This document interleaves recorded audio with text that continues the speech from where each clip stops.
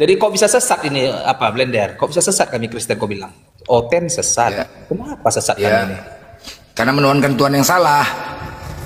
Kan Yesus sudah nubuatkan akan banyak orang yang disesatkan oknum yang membawa-bawa nama Yesus Kristus. Nama Yesus Kristus itu dibawa di mana? Di pura, Enggak. di biara, di Kristen gereja. ada. Ya itulah sudah aku jawab. Maka tepatlah tema ini. Oten sesat? Jawabannya ya itu jawabannya. Bolehlah aku melakukan pembelaan diri ya kan?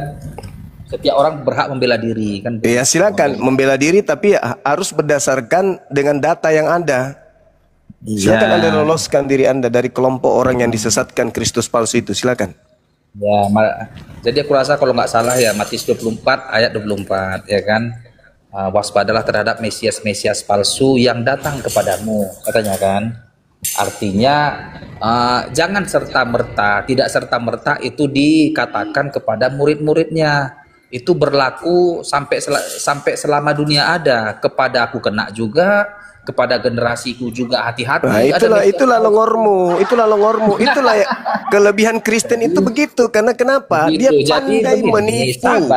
Dia pandai menipu dengan memelintir kitabnya sendiri. Sudahlah itu surat kabar, bukan firman Tuhan, dipretelin sepenuh perut. Itu ucapan Yesus hanya untuk muridnya yang sedang duduk di Bukit Zaitun. Tapi nanti kasih aku kesempatan bicara ya. Udah, saya lebih baik diam daripada berdiskusi sama anjing kurap yang tidak ada ilmu, kerjaan cuman menyesatkan. Anjing kurap ngapain dia diskusi kalau tugasnya hanya menyesatkan manusia. Tapi memang kitab suci saya menjelaskan bahwa orang kafir itu selalu membantu setan. Iblis itu selalu kemudian menggunakan saudara-saudaranya itu kafir untuk membantunya menyesatkan manusia. Itu kerjaan kalian memang gitu. Gak bisa, saya tidak bisa membiarkan orang yang penipu kayak kau itu untuk berbicara sebelum kau jujur bahwa itu bukan ucapan Yesus untuk orang di luar daripada kelompoknya. Boleh kubuktikan ya cuma ya. Sebentar lah kubuktikan. Itu ucapan Yesus hanya kepada saudara-saudaranya yang ada di Bukit Zaitun, bukan untuk kalian Kristen. Kalian ini siapa? Kalian ini siapanya Yesus? Hah? Kalian ini siapanya Yesus? Anak-anak Tuhan Yesus. Udah kau turun. Bohong, penipu. Yesus mana ada punya anak-anak seperti kalian pemakan babi. Udah kau ke gereja sana, bersihkan kloset. Jangan kau suka nipu. Gak bagus itu. Nipu anak-anak yang benar-benar semua. Mana ada. Kalau Yesus pun punya anak, nonotnya dipotong semua kulupnya. Gak makan babi, gak ibadah minggu, gak nyembah dirinya. Kau bilang aja kami adalah penyembah dari makhluk yang keluar dari kubur yang memakai nama Yesus. Nah gitulah. Itu baru betul.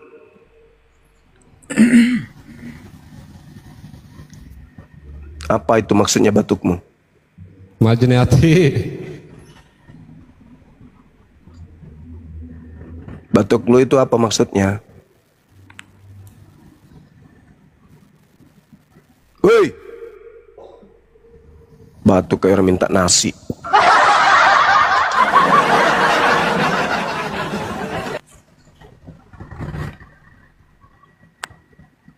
Sebenarnya kalau orang ini diskusi mau jujur saja enak sebenarnya kan.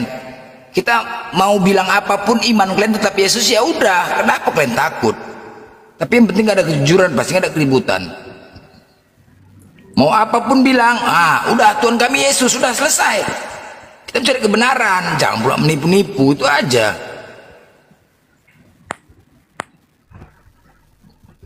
Waspadalah supaya kamu jangan disesatkan. Ini nasihat Yesus kepada siapa? Kepada kami Kristen. Itu aja udah salah. Itu aja udah keliru, itu aja udah nipu. Yesus menasihati muridnya Bani Israel, bukan menasihati kalian. Nah, di sini aja pondasi awalnya aja udah keliru. Mentang-mentang kalian yang punya kitab, sampai semua yang ada di dalamnya itu berasa kalian itu yang ucapan itu untuk kalian. Bukan kayak gitu dong. Itu ucapan Yesus untuk muridnya, dicatat oleh penulis buku Matius. Dicatatnya, tapi bukan berarti itu kalian di situ. Itu ucapan Yesus untuk Yahudi. Kalian bukan Yahudi. Justru dengan pola seperti itu, maka semakin nampak kalian ini memang serigala. Yesus berbicara kepada domba. Kalian yang bukan domba berasa Yesus bicara sama kalian. Berarti kalian nyamar domba. Serigala berarti. Tolonglah saudara ya, supaya bisa kalian itu tercerahkan. Gimana mau tercerahkan kalau Yesus bicara kepada Yahudi, kalian yang merasa? Lucu kan? Yesus berbicara kepada muridnya Bani Israel. Mereka duduk-duduk bersama di Bukit Zaitun. Lalu kata mereka, "Guru, katakan kepada kami." Nah, kata kami itu merujuk kepada siapa? Kepada kami Kristen. Kan dompala, penipu. Jujur aja, oh iya itu ucapan Yesus kepada murid-muridnya Bani Israel. Nah, baru kita bicara dengan bagus. Oke, berarti Anda udah paham kan? Duduk perkaranya seperti apa? Paham. Berarti di situ tidak berbicara dengan orang Kristen kan? Tidak. Nah, itu akan nyambung itu sampai kepada klimaksnya, di mana tak ada dusta di antara kita. Begitu saudara. Jadi Anda kemudian mengakui, oh iya Yesus memang berbicara kepada pengikutnya pada saat itu. Nah, artinya Islam dan Kristen di luar garis. Akhirnya nanti akan muncul pernyataan-pernyataan Yesus ketika dia ditanya, apa tanda kesudahan dunia ini dan apa tanda kedatanganmu? Nah, itu dijelaskan kepada siapa? Bani Israel. Ketika Yesus mengatakan waspadalah supaya jangan ada orang yang menyesatkan kamu, siapa kamu di situ? Kalian sudah bisa mendudukkan, oh Yesus menasihati muridnya Bani Israel agar mereka waspada. Tapi yang terjadi selama kita diskusi, seakan-akan Yesusnya itu memperingati Kristen. Kristen, waspadalah supaya jangan ada orang yang menyesatkan kamu. Mereka yang merasa, Kristen yang merasa, sehingga umat Islam ini yang dijadikan kambing hitam sebagai penyesatnya. Kan gak nyambung. Yesus berbicara kepada Yahudi, Yahudi, waspadalah kepada penyesat yang datang kepada kamu, Yahudi. Orang Kristen masuk ke dalam merasa dirinya yang disuruh ya waspada, sehingga umat Islam jadi sasaran, dikambing hitamkan sebagai penyesat. Padahal itu ucapan Yesus kepada Yahudi. Nah, di luar Yahudi ada dua golongan. Siapa itu? Islam, Kristen. Tapi Kristen merasa bahwa dia juga masuk ke dalam golongan yang diperingati oleh Yesus. Sehingga yang ada di luar cuma Islam doang. Berarti nanti yang menjadi kambing hitam cuma Islam. Siapa yang rugi? Ya kalian Kristen, rugi sendiri. Nggak bisa sampai kepada kebenaran. Kenapa? Kalian mendudukkan bukan pada porsi keadaan yang seharusnya pada zaman itu. Andai saja kalian mau jujur, Yesus berbicara meminta muridnya agar waspada. Berarti di luar dari murid ada dua kelompok. Yang pertama Islam, yang pertama Kristen, yang kedua adalah Islam. Pertanyaannya, yang datang kepada muridnya pendiri Kristen atau pendiri Islam? Itulah jawabannya. Penyesat itu siapa? Makanya kalian itu kayak apa ya? Kayak orang kejar ekor. Kenapa? Kalian tidak bisa mendudukkan keadaan, cerita yang ada pada zaman itu. Yesus menasihati siapa? Nasihati Yahudi. Di luar Yahudi yang menjadi kandidat yang sebagai penyesat siapa? Islam dan Kristen. Nah, dia akan memakai namaku dan berkata akulah Kristus. Sekarang cari di rumah Islam. Di Islam ada nggak kemudian ajaran-ajarannya membawa-bawa nama Yesus Kristus di gereja, di masjid, di kajian, di pesantren-pesantren, mengajak orang kemudian bertakwa dengan memakai nama Kristus Yesus? Ada nggak? Nggak ada. Ke gereja, coba periksa di sana. Oh, ternyata di situ tempatnya. Ternyata gereja lah tempatnya orang memakai nama Yesus Kristus. Dan mereka bukan kelompok Yahudi, tapi kelompok di luar Yahudi. Itu baru bisa sampai kepada poin kebenaran. Diskusi dibangun secara intelektual. Kita membangun karakter anak Indonesia dengan menggunakan kerangka berpikir dalam mencari kebenaran, bukan membulat nipu. Yang dimaksud di situ siapa? Ya kami lah. Ingin kulempar asbak rokok mulutnya orang yang suka nipu kayak gitu. Bukan kalian, aku aja. Itu Yahudi sedang berbicara dengan gurunya Yesus. Ya, kita di luar jadi penonton, Islam dan Kristen. Nabi Muhammad kah yang datang ke abad pertama kepada murid-murid Yesus? Atau Paulus? Itu jawabannya. Nggak ada ujung pangkalnya, Bang. Kalau Islam Kristen berdebat itu nggak ada ujung pangkalnya, mending hentikan. Ya memang nggak ada ujung pangkalnya selama mereka nggak jujur. Selama mereka hanya berdusta. Mereka memanipulasi data Bible sendiri yang memang nggak bisa. Tapi coba kalau mereka mau jujur. Ini ucapan siapa? Ucapan Yesus. Kepada siapa Yesus berkata? Kepada Bani Israel. Siapa yang mengatakan, katakan kepada kami, Bani Israel. Ketika Yesus menjawabnya, maka itu jawaban untuk siapa? Bani Israel. Apakah itu termasuk jawaban untuk Kristen? Enggak. Itu baru diskusi bisa bagus. Kami, iya, itu adalah ucapan kami untuk generasi berikutnya dan sekarang ini. Wah. Benar-benarlah sempurna Al-Quran ini mengatakan wa ikhwanuhum yamudunahum fil gayyi tsumma la yuksirun. Saudara setan itu adalah orang kafir. Dia membantu setan di dalam mendurhakai Tuhan. Dan mereka tidak akan henti-hentinya menyesatkan. Itulah kalian. Coba, ada nggak yang mau jujur di sini? Bahwa Matius 24 itu hanya untuk Bani Israel. Ada nggak? Silakan. Nah, silakan Asep. Tadi typing di bawah katanya Bang Juma yang menyesatkan. Di mana Bang Juma menyesatkannya? Asep dibuka. Silakan Bang, silakan Saudara Asep. Kang Asep belum mandi. Nah, kan? Sep, bukan itu Sep. Bukan Sep. Adam pun oten juga nih, Adam. Oten juga. Waduh, Adam Inul ini. Adam Inul. Bang Adam.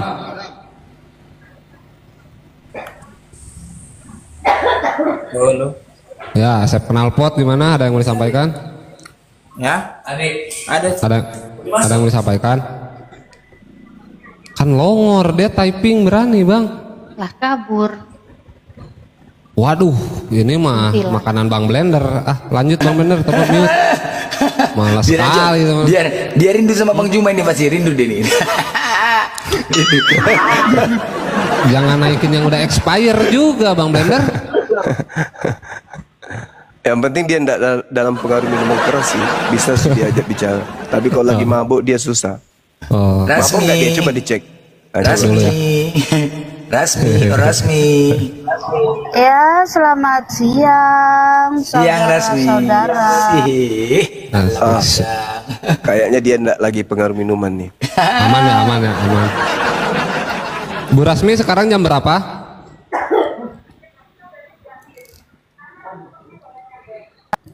Kamu ini lagi nyanyi atau lagi bertanya nih? Ya, saya lagi bernyanyi. Jam berapa? Jam berapa sekarang? Kalau nyanyi ya nggak usah dijawab, nyanyi aja.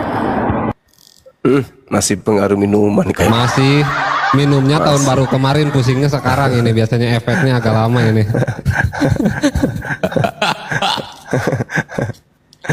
Pak Adam. Ini Oten ini begitu naik di komal ini nggak bisa bicara, lari semua di bawah typing, di atas jantungan. Oten. Pak Adam kauna monitor. Adam. Aduh. Susah Bang. Adam Inul susah, diturunin aja Bang. Iya. Rasmi, apa kabarmu Rasmi? I'm fine. Anjir. I'm fine. Aduh. Gimana sehat Rasmi, sehat? Sehat? Very healthy. Yes, I'm very healthy. Tante Amerika sekarang jadi Tante Amerika. Gimana? Masih Yesus Tuhanmu?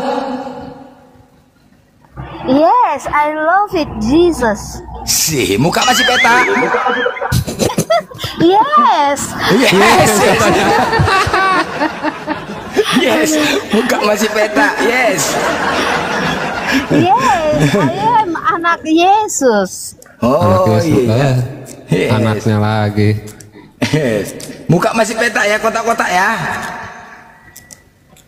Iya, seperti Yesus.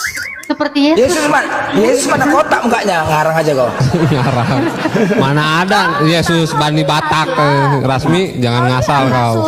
Sudutnya, kau lihat sudutnya. Ya, macam lapangan bola ya, pemain bola ya, sudut kanan ya. Ibu kalau bangga, mula kalau ngaji bangga. Yes, how are you, Mister? Jadi Rasmi, kenapalah kau masih menuhankan Yesus, Rasmi? Cinta kali kau sama Yesus. Karena Yesus itu adalah Allah firman yang hidup menjadi manusia, namanya Yesus. Masih itu aja. Banyak kali Tuhanmu. Sekarang coba pastikan, siapanya Tuhanmu? Yesus, firman, Allah, siapanya? Firman yang hidup itu adalah Allah menjadi manusia, namanya Yesus. Jadi yang Tuhan itu firman yang hidup. Firman memang hidup lah, dia lagi jual gorengan sekarang. Firman, kau pun ngapain lupa panggil dia? Lagi main bola, Bang. Firman Hutina. Iya, firman lagi hidup nih sekarang. Bukan, maksudnya apalah dasar kau menuhankan Yesus sedangkan dia nggak pernah mengatakan diri Tuhan?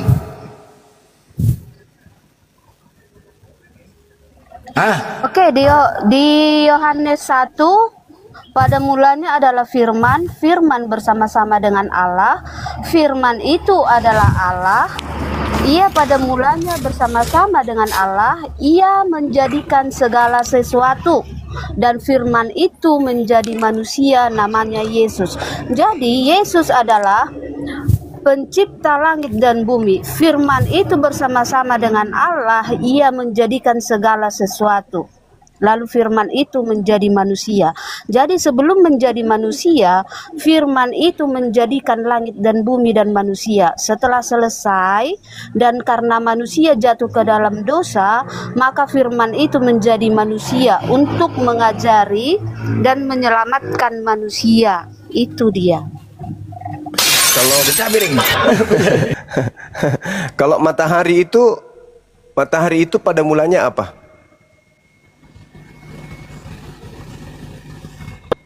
Matahari itu tidak pada mulanya itu diciptakan oleh firman yang hidup. Tunggu, saya ulang lagi. Saya ulang lagi. Awal dari penciptaan matahari itu apa? Awalnya. Awal. Dia matahari, langsung matahari, tidak ada awal. Dia matahari ya matahari. Oh, tidak berawal dari instruksi, ide, firman gitu, enggak? Enggak ada kemudian firman keluar dari mulut Tuhan. Jadilah benda-benda penerang. Itulah. Nah, itu pada mulanya firman. Itu ada. Ya. Itu ada pada mulanya firman. Iya, tetapi yang berfirman di situ adalah firman yang hidup. Loh, apa bedanya dengan Yesus?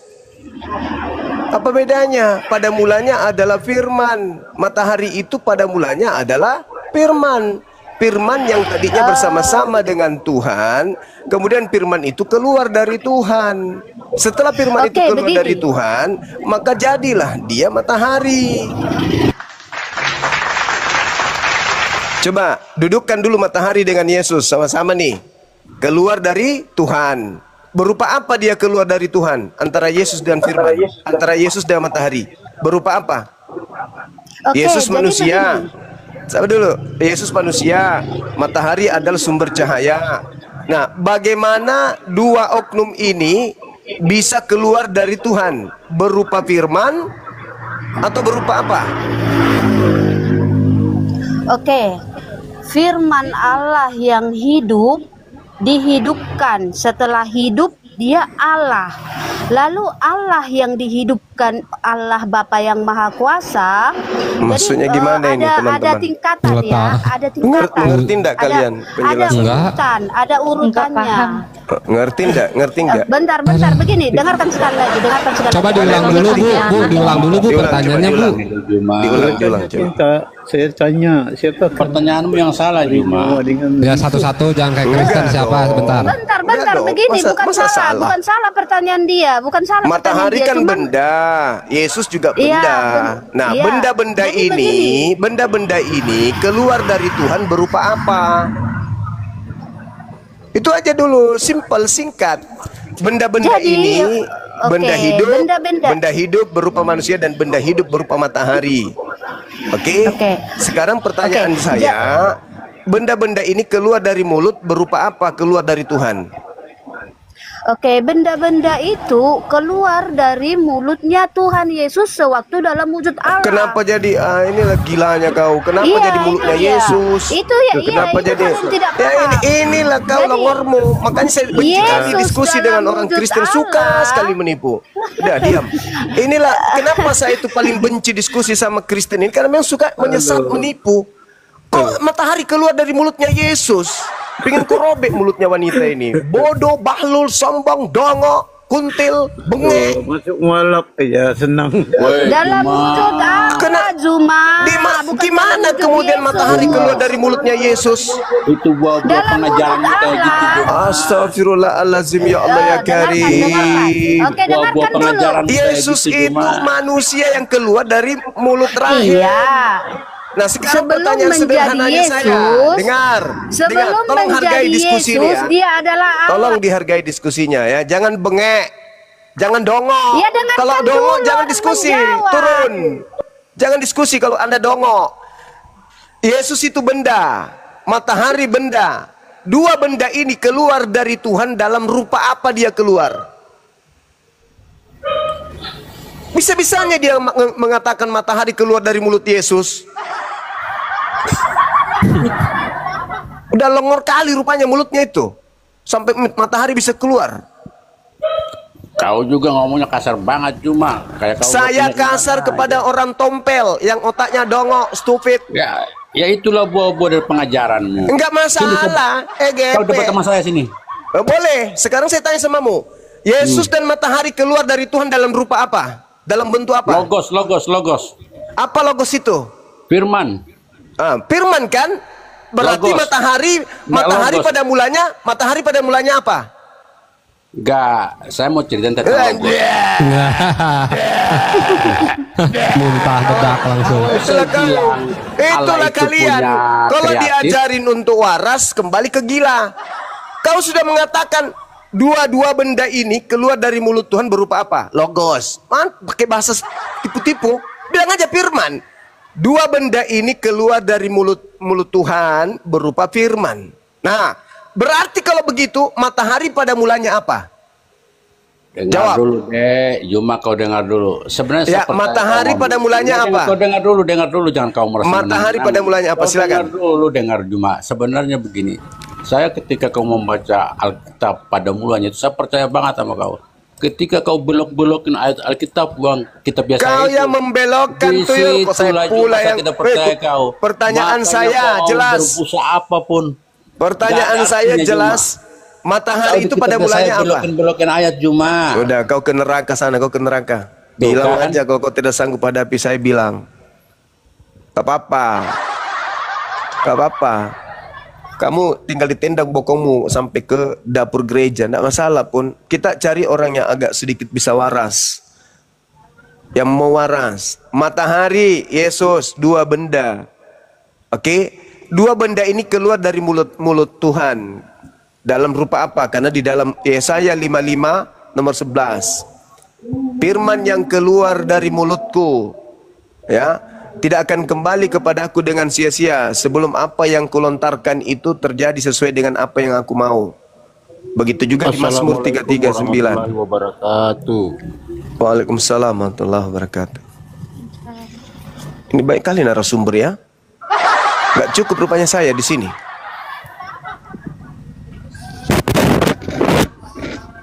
Jadi ketika kemudian Yesus dan matahari kita bandingkan, dua benda ini dua-duanya keluar dari Tuhan dalam rupa apa? Itu aja pertanyaan saya.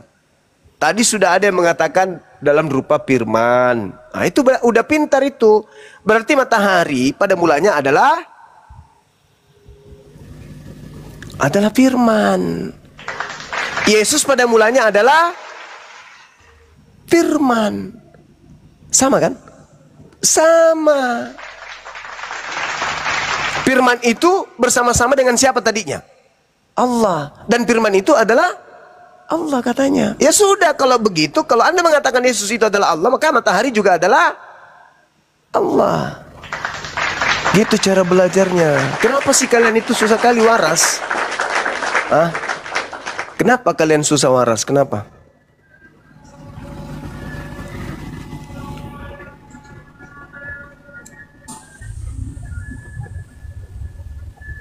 Ya, 007 monitor. 007. Bang. Ya. Salam. Izin Bang, di bawah Bang. 007. 007. Tadi komentar. Ya, Indri siapa tadi? Siapa? Andre Windy. Anda kalau diskusi butuh kejujuran. Janganlah nggak jujur, terjadi keributan. Selamat sore. Sore. Sore Ge.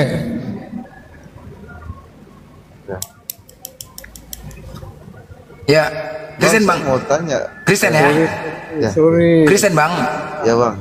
Ya, 007 nih Islam Kristen. Ya, saya Islam. Saya daripada Sabah, Malaysia. Oh, Abang Islam. Ya, Oh iya iya. Di bawah orang Kristen nih, saya mau tanya. Bang, di bawah dulu Bang ya. Assalamualaikum. 303. 303. Ya. Islam Kristen Bang. Islam Bang. Islam di bawah Bang. Assalamualaikum. Islam ditahan dulu Bang. Islam tahan dulu Bang. Oke, gas. Maksud dari oten sesat ini apa Bang? Hah? Belum, mana Bang Juma? Oten sesat. Oten sesat. Ya, oten sesat. Belum, mana Bang Juma? Bentar. Mana ya?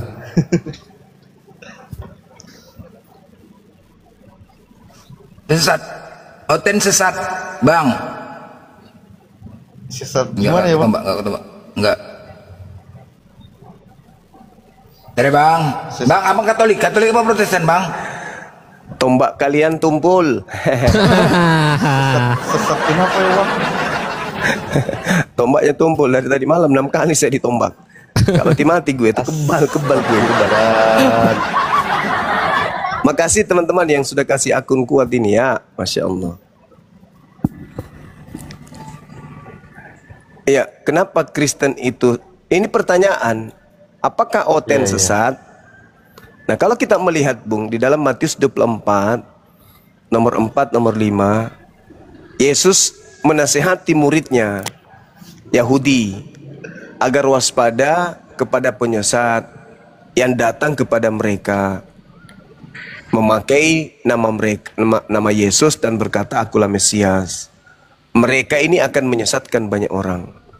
Jadi Yesus menasihati orang Yahudi muridnya agar waspada kepada penyesat yang datang kepada mereka, memakai nama Yesus dan berkata, "Akulah Yesus." Itu adalah Kristus. Pertanyaannya, siapa orang banyak yang memakai nama Yesus Kristus itu, yang menjadikan tokoh Yesus Kristus itu di luar Yahudi? Menurut saudara siapa Bang? Kelompok atau komunitas yang banyak yang memakai nama Yesus Kristus sebagai tokohnya, sebagai orang yang dijunjung mereka, sebagai panutan mereka itu di luar Yahudi, itu siapa? Halo? Ya, halo.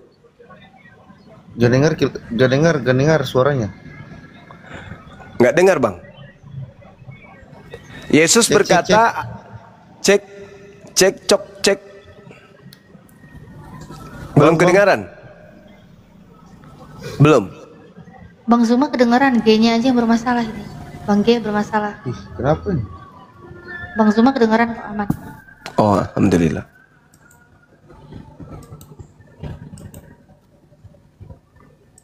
Siapa tahu alasan aja berat. Berat pertanyaannya. G, aman G? Ya. G, aman. Aman, oke, lanjut. Jangan panik G, tenang G. Iya, gini Bung. Yesus itu kan pengajar. Ketika dia datang kepada Bani Israel. Dia memperingati murid-muridnya Bani Israel agar waspada kepada penyesat. Di mana penyesat itu memakai nama Yesus dan berkata Yesus itu adalah Kristus. Nah, siapa yang menggenapi nubuatan itu? Penyesat banyak yang memakai nama Yesus Kristus itu di mana? Di luar Yahudi, di Islam kah atau di Kristen? Ya bang, kalau menurut saya sih di Kristen bang. Nah, ini bagus ini saudaraku, jujur. Jadi yang dinubuatkan di sana, waspadalah kepada penyesat yang akan menyesatkan kamu, sebab banyak orang yang akan datang dengan memakai namaku dan berkata akulah Mesias, dan mereka akan menyesatkan banyak orang. Berarti kalau misalnya ada 10 di dalam Kristen orang yang menyesatkan, 10 ini nanti masing-masing memiliki pengikut 10. Yang 10 memiliki 10, akhirnya sampai 2 miliar. Jadi banyak. Jadi gimana? Apa tindakan Anda setelah tahu bahwa ternyata penyesat itu ada di kelompok saudara? Gimana dong? Sebenarnya sih bang, ya saya itu gimana ya? Mau percaya dan tidak percaya, tapi gimana jadi bingung gitu bang. Abang ini dari mana? Katolik atau Protestan? Katolik bang. Oh, Katolik memang lembut hatinya dan lebih mudah dapat hidayah biasanya daripada Protestan. Nah sekarang kalau misalnya Yesusnya menubuatkan datang penyesat dan penyesat itu ternyata berasal dari luar Yahudi, dan memang akal kita mengarahkan kita untuk tahu bahwa yang dimaksud di sini adalah kelompok yang Anda sebutkan tadi, yang Anda maksud tadi, yaitu Kristen. Ya, seperti bang, itu bang. Kayak gimana ya bang kalau macam pergi ibadah, kadang juga gimana ya, kayak bingung gitu mau berdoa kepada siapa. Iya, karena ada 3 di situ. Betul tak? Iya bang, iya bang. Sebenarnya sih betul sih. Cuman kayak bagaimana iman saya ya mau mulai luntur juga, kayak nggak tahu gitu. Nah, tadinya abang kapan terakhir ke gereja? Tidak pernah. Bah. Kadang pergi, kadang enggak. Gitu. Iya. Soalnya bingung bang. Iya, jadi kalau misalnya Anda sudah mengalami kebingungan, sebenarnya itu sudah ada cahaya yang kemudian membuka tabir kegelapan yang dianut oleh saudara-saudara kita yang lain, yang dialami oleh saudara-saudara kita yang lain, karena mereka tidak memiliki kemudian pijakan untuk keluar dari lingkaran itu. Mereka akan ngotot mempertahankan ketidaktahuan mereka ketika kita datang menjelaskan, menguraikan duduk perkara yang sebenarnya mereka menganggap kita ini penyesat. Begitu. Nah, kalau saudara sekarang menjadi bingung, itu artinya otak yang ada di kepala Anda itu berfungsi. Karena Yesus berkata kepada muridnya agar waspada kepada penyesat yang datang dengan memakai namanya dan berkata akulah Kristus. Sedangkan satu-satunya kelompok yang datang kepada Yahudi, mengaku pengikut Yesus adalah Kristen. Sedangkan Hindu, Buddha, Islam tidak. Berarti kandidat yang dimaksud banyak orang ini ya Kristen. Iya bang. Sebenarnya sih iya, betul juga bang. Gimana ya, yang saya heran tuh bang, waktu saya buka Alkitab itu, ya bang, cek. Iya, terus.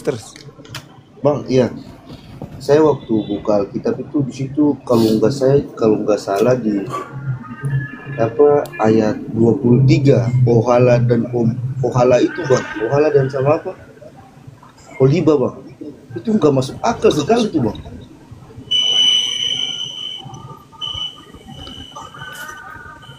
Iya iya. Ya jadi memang banyak. Jadi gimana? saya situ mulai bingung bang. Kok di apa kitab suci ada seperti firman Tuhan yang berkata seperti ini bang. Yang saya bingung bang. Iya sebenarnya kalau saya jarang buka Alkitab bang. Saya buka-buka bang, itu mulai bingung bang. Sama seperti saudara David ini, saudara David juga sudah mulai sedikit lagi dia bersyahadat. Si David jelek ini, anak terusir, tuh orang kayak bingung. Kayak orang bingung ya. Udah mau syahadat dia, udah mau syahadat David. Udah. Bang, apa boleh kalau sebelum masuk Islam kita cari tahu Islam? Boleh bang? Iya boleh. Boleh kan? Boleh.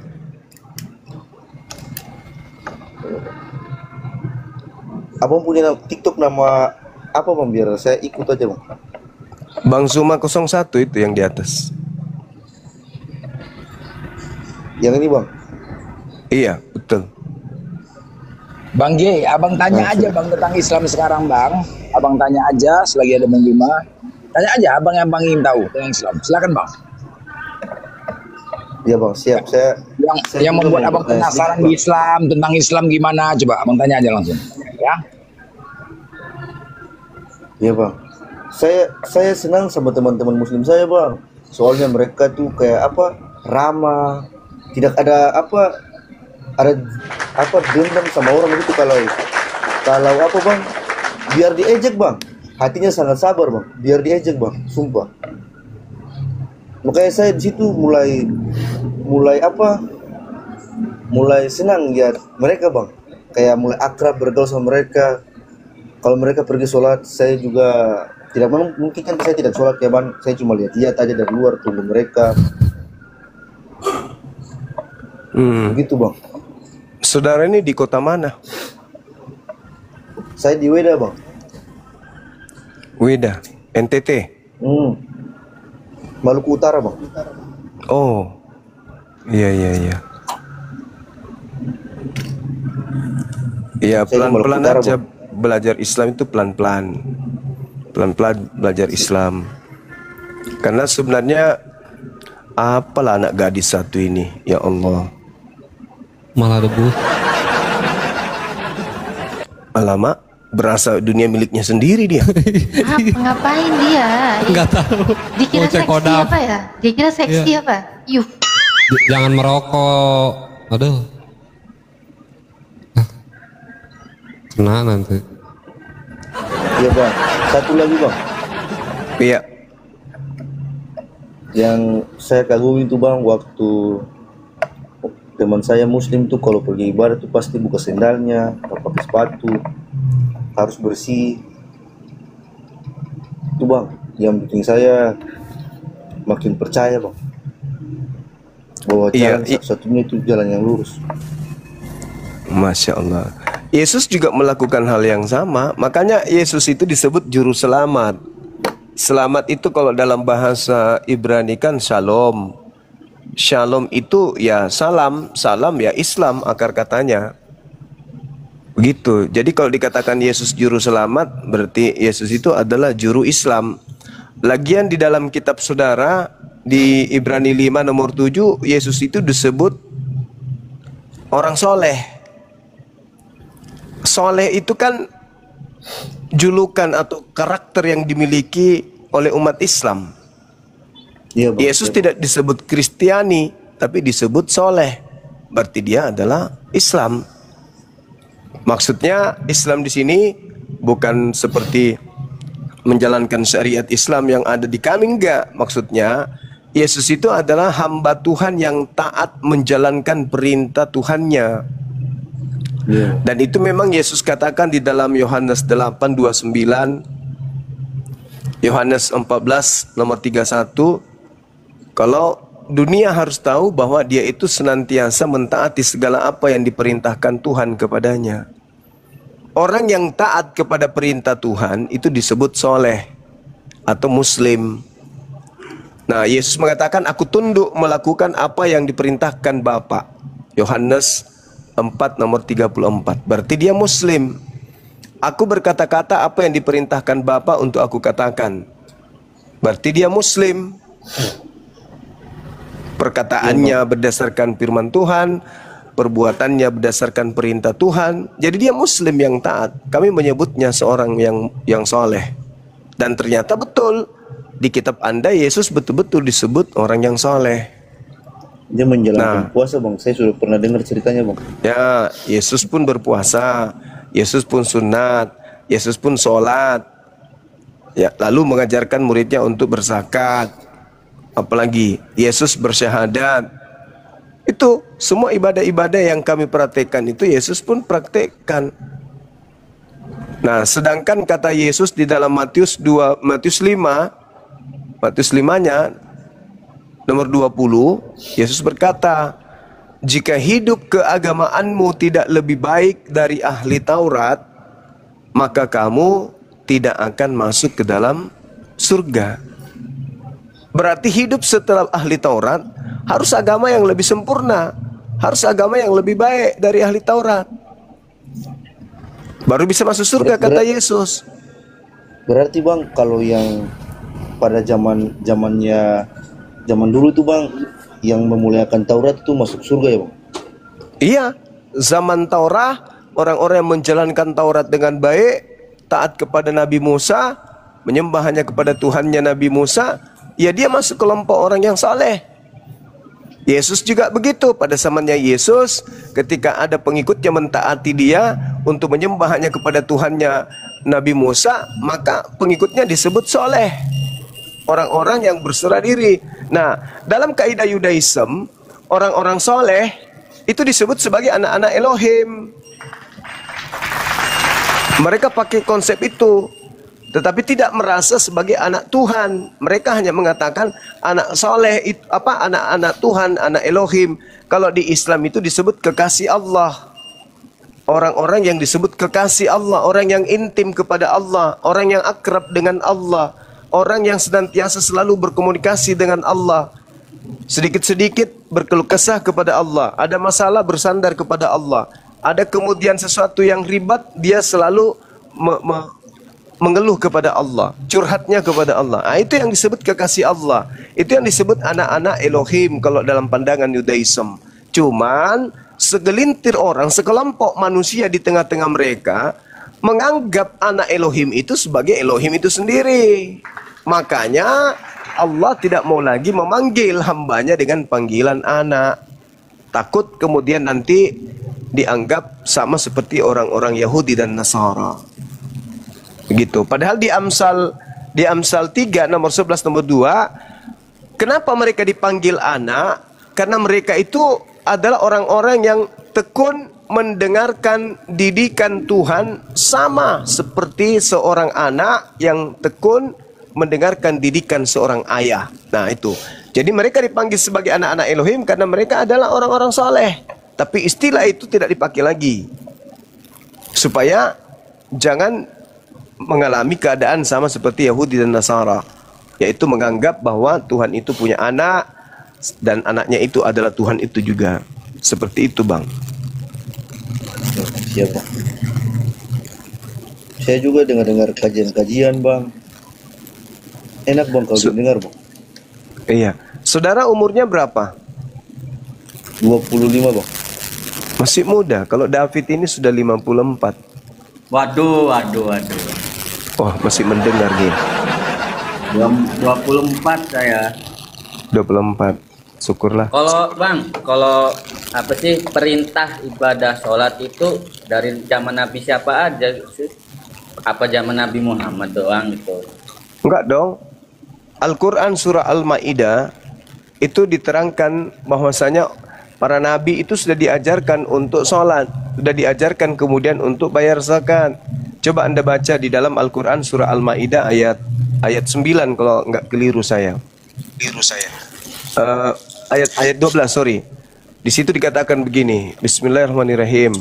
Walaqad ahzallahu mitsaqa bani Israil wa ba'athna minhum 12 naqiban. Wa qala Allah inni ma'akum la in aqamtumus shalah. Sungguh aku Tuhan telah mengambil perjanjian dari Bani Israel dan aku telah mengangkat 12 orang pemimpin di antara mereka. Lalu aku berfirman kepada mereka, inni ma'akum, wahai Bani Israel, aku bersama dengan kalian. Sungguh jika kalian melaksanakan sholat. Nah tuh, berarti sudah ada perintah sholat. Nabi-nabi terdahulu kan beribadah dengan kaidah ketundukan. Sholat itu artinya berdoa atau tunduk, memuji, menghormat, mengibadahi.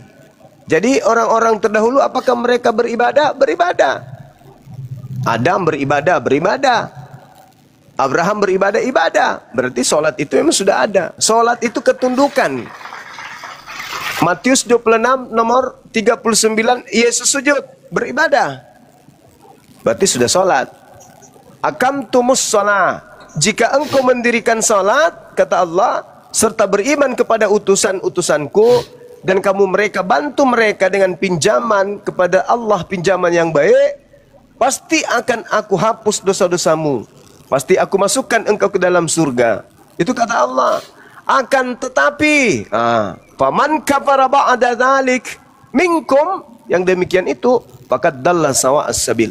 Maka sesungguhnya dia telah tersesat dari jalan yang lurus. Jadi yang tidak sholat itu adalah orang-orang yang tersesat dari jalan yang lurus. Apa buktinya? Seluruh nabi sujud sholat. Tapi kenapa David kalau di rumah ibadahnya malah senam roll depan, roll belakang?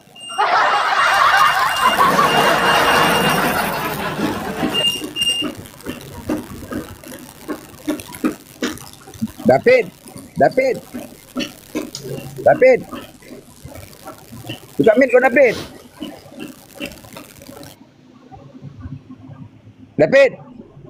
Dia mau syarat nih. Udah apa lagi kau? David. Buka mic-mu. Lah. Kau kan ini kan masih Kristen. Tadi ku tengok muka kau peta. Kalau kau udah masuk Islam udah berubah muka kau, percayalah. Apa lagi? Nah, udah badan kau lepes. Emang ngaruh gitu. Ya iya betul, pengaruh. Loh, berubah semua. Islam itu kan bersih. Kebersihan daripada iman. Berubah iman kau, bersih juga hati kau. Wah, berubah semua. Jadi ganteng, gak petak lagi muka kau. Apa lagi? Ya, tengok kau sekarang. Betul, itu betul. Perbedaan semua. Bang Juma, kan ada niat-niatnya sholat tuh kan. Apa udah ada niat dari zaman nabi-nabi sebelum Nabi Muhammad itu?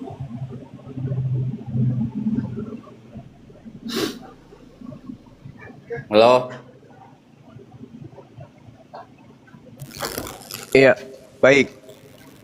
Jadi niat dalam ibadah itu dijelaskan di dalam hadits Bukhari dan juga Muslim. Inna a'malu bin niat. Segala sesuatu pekerjaan itu tergantung pada niatnya. Jadi kalau misalnya orang-orang terdahulu itu beribadah, tentu sudah ada niat. Ada niatnya memang. Sama seperti ketika saya mau sholat. Sebelum saya mendirikan sholat, pasti diawali niat. Saya berniat untuk ibadah sholat. Apa tujuannya? Untuk menundukkan diri kepada perintah Tuhan. Untuk berserah diri kepada Tuhan. Jadi semua ada niat.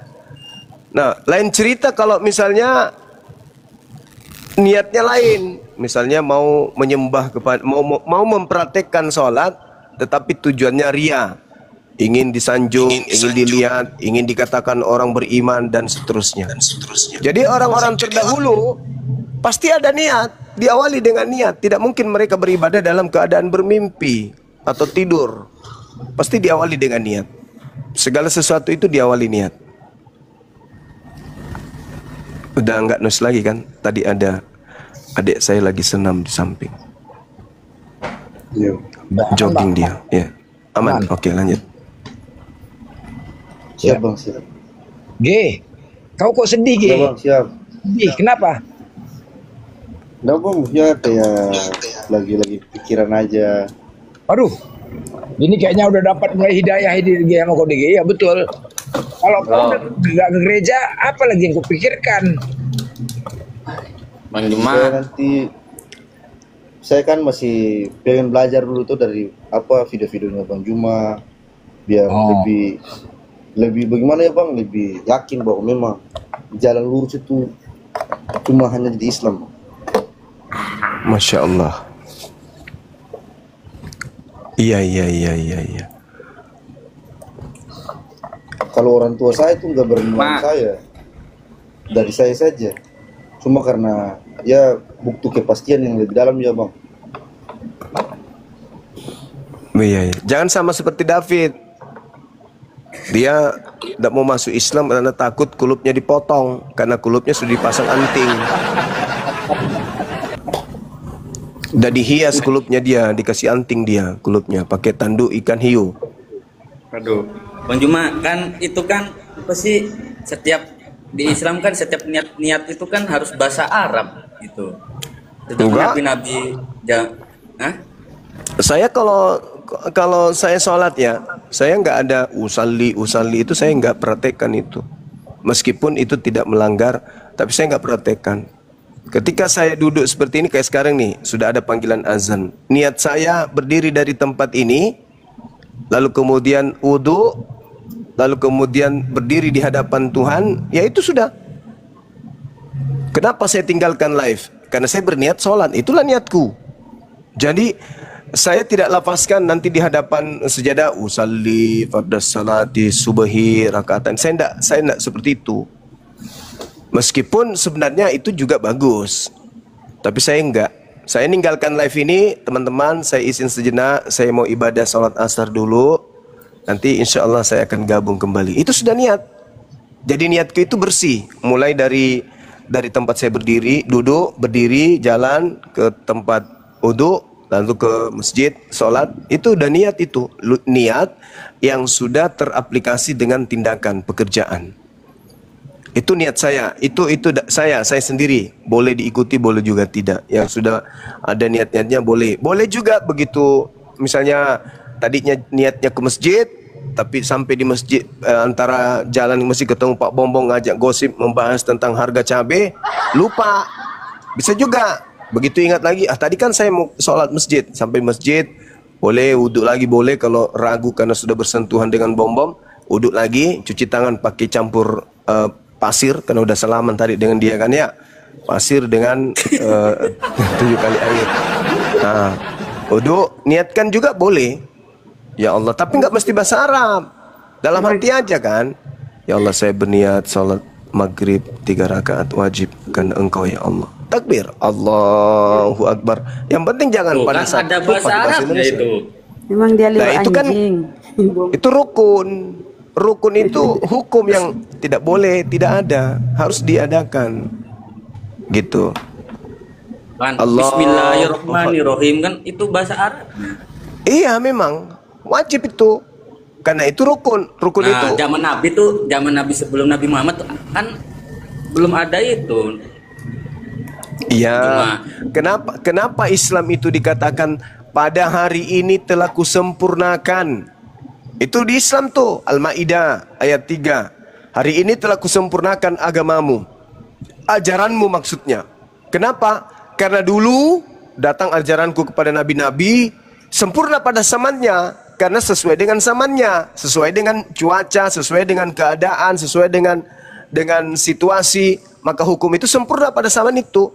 Makanya Yesus mengatakan, masih banyak hal yang ingin aku ajarkan kepadamu, tapi kalian belum sanggup untuk menanggungnya. Tapi kamu belum sanggup untuk menanggungnya.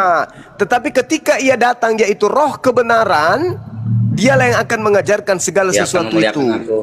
Ya, memuliakan aku, hukum-hukum, keadilan dan pengisapan dunia akan dosa. Maka pada saat dia datang, maka seluruh hukum itu akan disampaikan oleh beliau. Sama seperti dalam kitab Yeremia 29 itu kan, aku tahu rancangan-rancanganku tentang kalian, yaitu rancangan Islam, rancangan damai sejahtera. Bukan rancangan mencelakakan, tapi rancangan damai sejahtera, mensejahterakan, mendamaikan. Itu dinubuatkan itu. Maka Nabi Muhammad datang, pada hari ini telah kusempurnakan agamamu. Aku ridha Islam itu menjadi agamamu.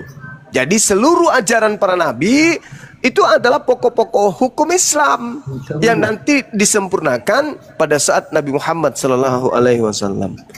Begitu saudara. Jadi seperti misalnya di Mazmur 95 nomor 6, Yesaya 25 nomor 1, Mazmur 150 satu bab itu bercerita tentang perintah-perintah, itu bercerita tentang syariat-syariat, hukum-hukum yang mereka harus niatkan lalu kemudian mereka praktikkan dengan perbuatan. Itu tapi belum sempurna. Saya kira begitu ya, sahabat. Karena saya harus ibadah. Nah, ini sudah niat nih. Saya harus ibadah asar dulu 4 rakaat, habis itu kita lanjut lagi ya. Lanjut. Pertanyaan bagus saudara David. Jangan lupa nanti kalau sudah masuk Islam, sampaikan ke dokter jangan pakai gunting sunatnya, itu lebih sakit. Jangan juga pakai ini, jangan juga pakai apa namanya itu, laser, itu juga nggak bagus. Mending minta sama dokternya pakai ini, solder, itu lebih bagus. Cepat sembuh kalau soldernya. Silakan. Ya Allah, ya Allah. Mungkin Bang Dewa bisa kasih pencerahan tentang Islam, Bang Dewa, monitor. Ini cewek cantik amat ini, Bang. Iya, monitor Dewa. Tadi mendengarkan sih tadi. Dan pertanyaannya, baik Bang David, Bang G masih monitor Bang G? Siap Bang, saya dengar. Bang G. Mana ya Bang G? Siap Bang, siap. Baik. Bang, siap Bang. Tadi Bang Juma sih sudah menjelaskan ya. Bang G di situ tertarik dengan yang namanya bersih. Nah, kalau di Islam itu Bang, di Islam itu kami bukan hanya bersih Bang, tetapi kami itu, ini tampilannya begini amat ya. Kenapa ya Bang Blender ini? Duh. Baik, kedengar nggak? Tes. Kedengar? Kedengeran. Dengar Bang, dengar. Baik. Di Islam itu, di Islam itu kami bukan hanya diajarkan bersih Bang, tetapi kami diajarkan suci. Jadi poin di sininya Bang, yang namanya bersih itu belum tentu suci Bang. Tapi yang namanya suci itu sudah pasti bersih. Contoh kayak gini, pada saat abang itu mandi, di Islam ya, kami di Islam ya, di Islam kami setelah kami, mohon maaf ya, berhubungan dengan istri, kami diperintahkan untuk mensucikan diri. Bukan hanya mandi, tetapi ada yang namanya syarat-syarat untuk mensucikan diri setelah kita berhubungan, ataupun seorang istri yang kedapatan menstruasi ya. Nah di situ bukan hanya bersih Bang. Apakah ketika kita menggunakan sabun kita bersih? Bersih Bang. Apakah kita menggunakan sampo kita bersih? Bersih, diakui. Tetapi di situ yang namanya bersih belum tentu yang namanya suci. Begitu Bang. Ya. Nah terus itu yang pertama. Yang kedua, tadi abang mengatakan Yesus itu adalah jalan yang lurus. Umat muslim mana yang kami tidak sepakat kalau Yesus itu mengajarkan jalan yang lurus? Cuma sayangnya Bang ya, ketika orang-orang mengatakan Yesus adalah jalan yang lurus, sinyalnya ini. Kedengar nggak, Bang Blen? Dengar Bang. Dengeran aman kok Kak. Aduh. Aman, baik. Kami percaya umat muslim, kalau Yesus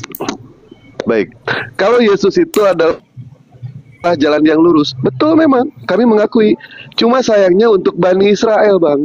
Sementara kalau misalkan abang menggunakan akal di sini, pada saat Yesus mengatakan akulah jalan, betul akulah jalan. Tapi sayangnya Bang, jalan menuju surga lewat pintu Yesus itu sudah tidak ada. Terbukti Bang, kalau kita mau menggunakan akal Bang ya, ada nggak jalan Yesus Bang? Ada nggak di dunia ini Bang? Baik itu di Indonesia atau di luar negeri, ada nggak Bang jalan Yesus? Nama jalan Yesus ada nggak? Nggak ada. Tidak ada Bang. Yang ada itu jalan Muhammad. Jalan Muhammad itu ada. Tapi kalau jalan Yesus sudah tidak ada, Bang. Itu terbukti jalan Yesus itu tidak ada. Yang sekarang ada itu adalah jalannya Nabi Muhammad Sallallahu Alaihi Wasallam. Sebaik apapun Bang G, sebaik apapun yang namanya Bang David, andaikan tidak mengimani yang namanya Rasulullah, tidak ada tempat di surga, Bang. Tidak ada tempat. Karena Yesus hanya diperuntukkan jalannya untuk Bani Israel. Sementara Nabi Muhammad itu diperuntukkan untuk seluruh umat manusia. Yesus hanya mengatakan, wahai Bani Israel, wahai Bani Israel. Tetapi Nabi Muhammad di dalam Al-Quran ada nggak yang mengatakan, wahai orang-orang Arab? Tidak akan pernah ketemu, Bang. Tetapi yang diseru dalam Al-Quran, ya ayuhanas, wahai seluruh umat manusia, ya Bani Adam, dan lain sebagainya. Itu, Bang, ya. Nah, terus tadi Abang mengatakan, apakah nabi-nabi sebelumnya mengajarkan sholat? Tentu, Bang, mengajarkan sholat. Cuma sayang, Bang, sholatnya itu tidak diceritakan secara gamblang di dalam Al-Quran. Sholatnya seperti apa? Yang konon ada yang mengatakan Nabi Sulaiman alaihissalam itu sholatnya hanya berdiri saja. Ada yang mengatakan para nabi yang lain sholatnya hanya duduk saja. Dan lain sebagainya. Seperti halnya di dalam kitab Keluaran 40 nomor 32, tadi Abang mengatakan harus mencucikan diri apabila mereka masuk ke mesbah pertemuan, dan apabila mereka datang ke mesbah itu, maka mereka membasuh kaki dan tangannya. Ini wudhu, Bang. Ini mensucikan diri. Bagaimana mungkin kita mau menghadap Sang Maha Suci sementara badan kita itu tidak suci? Ini kan hal yang mustahil, Bang, seperti itu. Maka dari itulah kita harus mensucikan diri, Bang. Bukan cuma bersih. Nah, begitu, Bang, ya. Nah, terus di dalam Matius 26:39, caranya itu Yesus maju sedikit lalu sujud dan berdoa. Di dalam 1 Raja-Raja 18 nomor 42, di situ dikatakan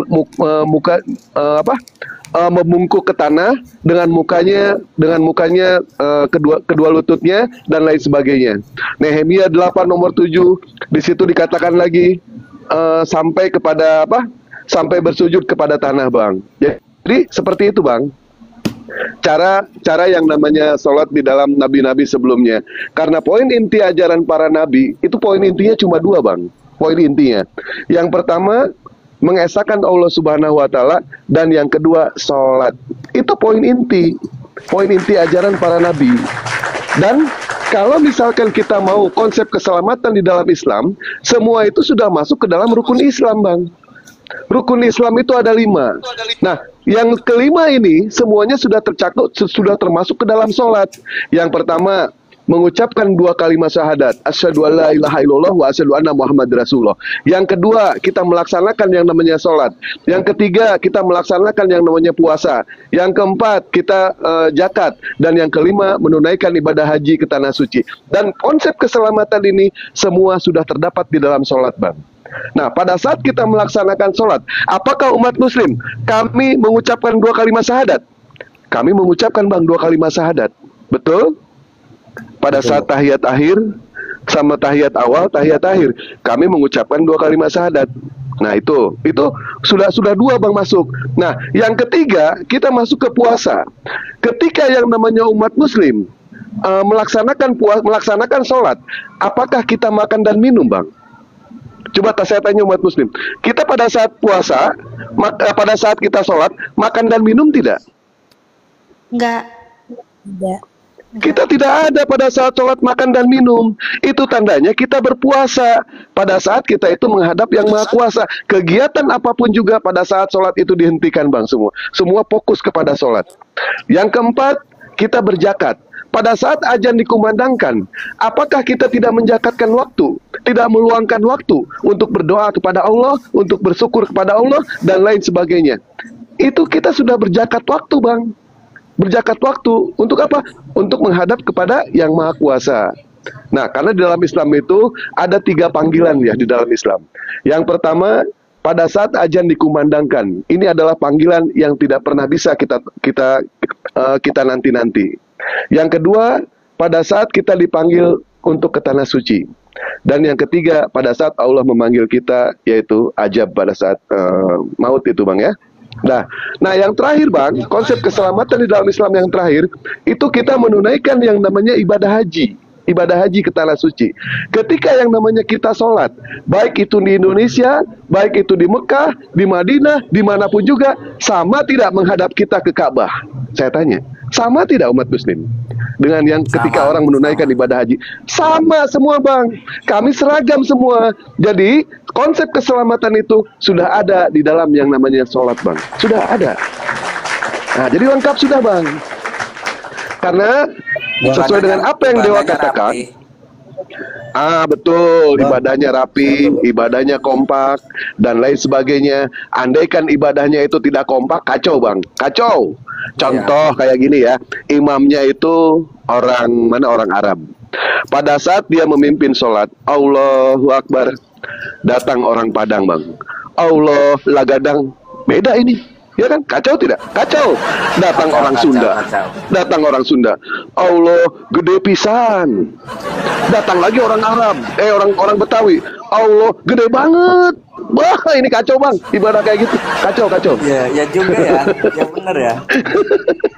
Iya, semua kami kompak bang. Kami semua menghadap kepada kiblat. Kiblat kami itu adalah ke Ka'bah. Itu adalah jalan supaya kita itu tidak tersesat bang.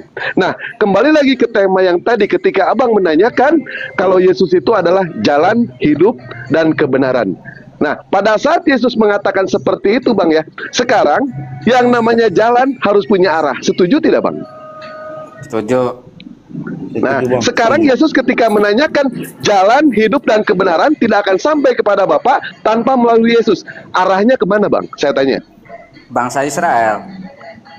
Oh, enggak ada bang di gereja bang. Enggak ada. Yesus sudah tidak punya arah bang. Tidak ada arah. Yang punya arah itu hanya umat muslim. Kemana arah kami itu? Arah kami, kiblat kami adalah ke Ka'bah. Apa makna dari Ka'bah itu? Menyatukan visi, menyatukan misi, menyatukan langkah, menyatukan tujuan. Kemana tujuan kita? Ke surganya Allah. Orang yang tidak punya arah, jelas. Orang yang tidak punya arah, jelas dia akan tersesat bang. Pasti akan tersesat dia. Setuju tidak bang? Abang misalkan ya kenalan sama janda, main aja ke rumah saya. Ya kan? Tapi ternyata janda itu tidak menunjukkan jalannya kemana, arahnya kemana. Abang nyampe tidak bang?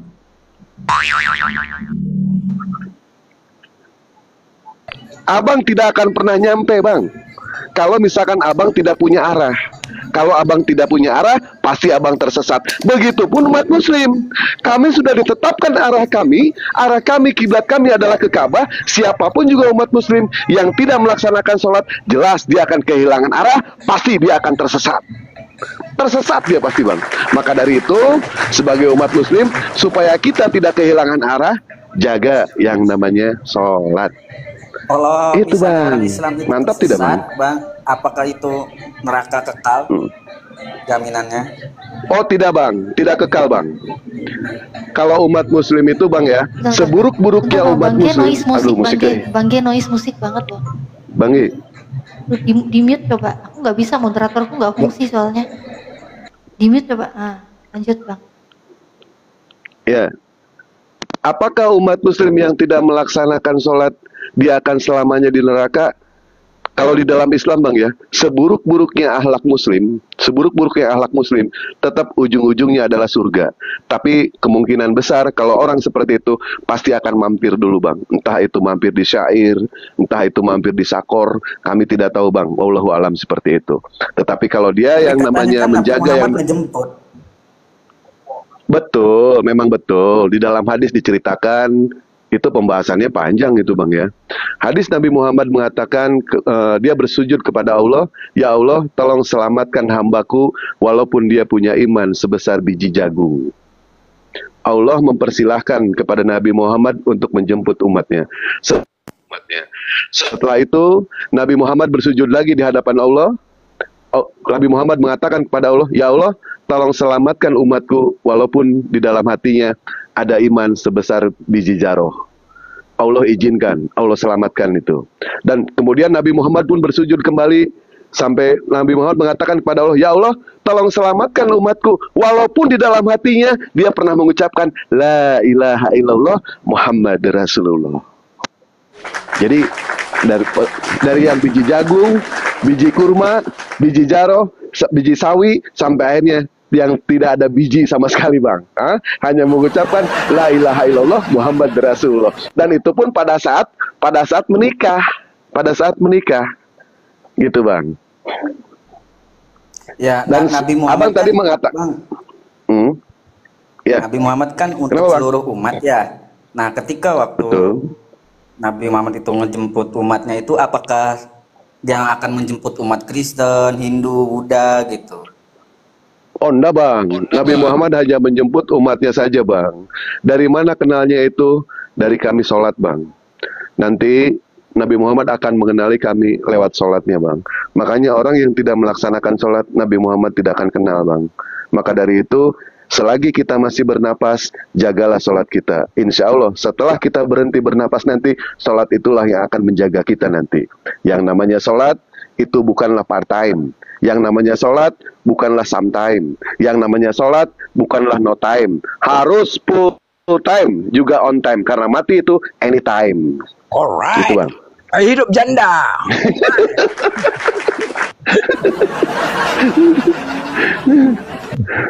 Janda semakin terdepan. Alright. Jangan kenceng-kenceng, ada Bunda Rahma. Ya, Dewa belajar bahasa Inggris bang, belajar bahasa Inggris sedikit-sedikit, ya kan? Nah, gimana bang? Ada pertanyaan yang lain? Silakan abang berproses aja ya, pagi di situ belajar, berproses, terus aja belajar, terus aja berjuang sampai pada suatu hari Allah mengatakan saatnya pulang. Disitulah perjuangan dan belajar dihentikan. Semua pun dengan kesabaran berproses itu. Sebentar. Bersabarlah dengan proses, bunga tak mekar karena dipaksa. Tapi karena ia sabar menerima cahaya, air, waktu, begitu pula dengan jiwa kita. Ya, silakan bang. Nanya apa bang? Bang G. Siap bang, siap. Kan kalau di dalam Muslim kan bang, ada tadi berapa rakaat? 5 rakaat ya bang? Apa? 5, sholat apa 5 rakaat? 5 rukun Islam maksudnya. 5 rukun Islam, betul. Bang, kalau di antara salah satunya kita tidak mampu, itu gimana bang? Maksudnya nanti masuk apa neraka atau? Tidak bang, Allah itu maha tahu bang. Yang namanya sholat itu harga mati bang. Siapapun dia, apapun pangkatnya, Allah maha tahu. Yang namanya sholat semua orang pasti bisa. Bagaimana kalau orang itu sakit, ya kan? Dia bisa yang namanya sholat dengan tidur, dengan cara rebahan. Bagaimana kalau dia cacat, tidak bisa berdiri, dia bisa sholat dengan jongkok. Bagaimana kalau misalkan dia jongkok tidak bisa, dan rebahan pun sulit, dia bisa yang namanya sholat melalui kode mata. Bagaimana kalau kode mata pun tidak bisa, karena mungkin kemungkinan besar dia mata keranjang, dia bisa sholat menggunakan hati. Bagaimana kalau hati tidak bisa? Jelas orang itu mati bang, kalau tidak punya hati.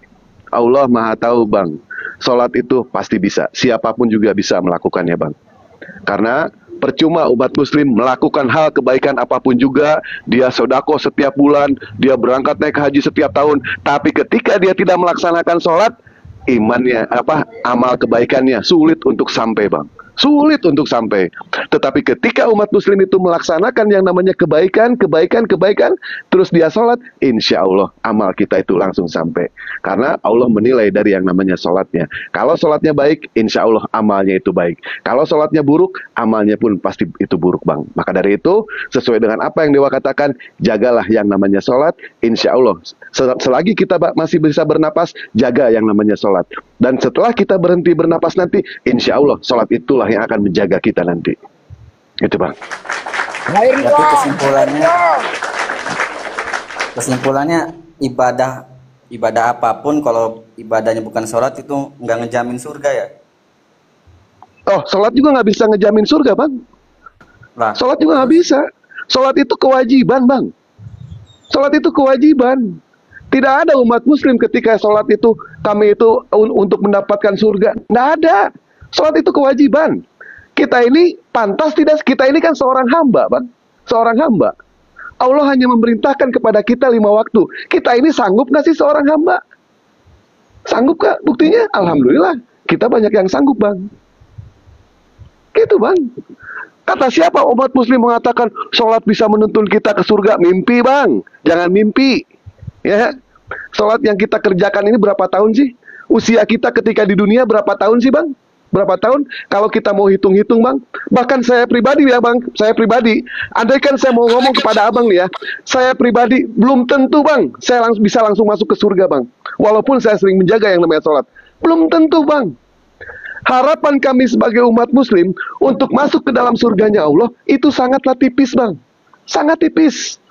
Tapi ada satu bang yang membuat saya yakin, yang membuat harapan kita itu besar supaya kita itu masuk ke dalam surga. Apa itu? Bersolawat kepada Nabi Muhammad SAW.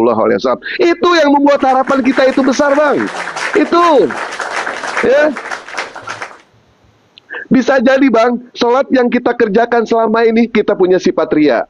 Bisa jadi ketika kita bersedekah kita punya sifat ria. Bisa jadi pada saat kita melaksanakan yang namanya menunaikan ibadah haji ke tanah suci ada uang haram tercampur di situ bang, ya kan? Belum tentu itu diterima. Tapi ketika yang namanya kita bersolawat kepada Nabi Muhammad, mau dilakukan bagaimanapun juga, insya Allah yang namanya solawat kepada Nabi Muhammad pasti akan sampai kepada Rasulullah SAW. Rasulullah SAW bersabda, Inna aunasi bisafaati yaumul kiamati aksaruhum alaya solatan.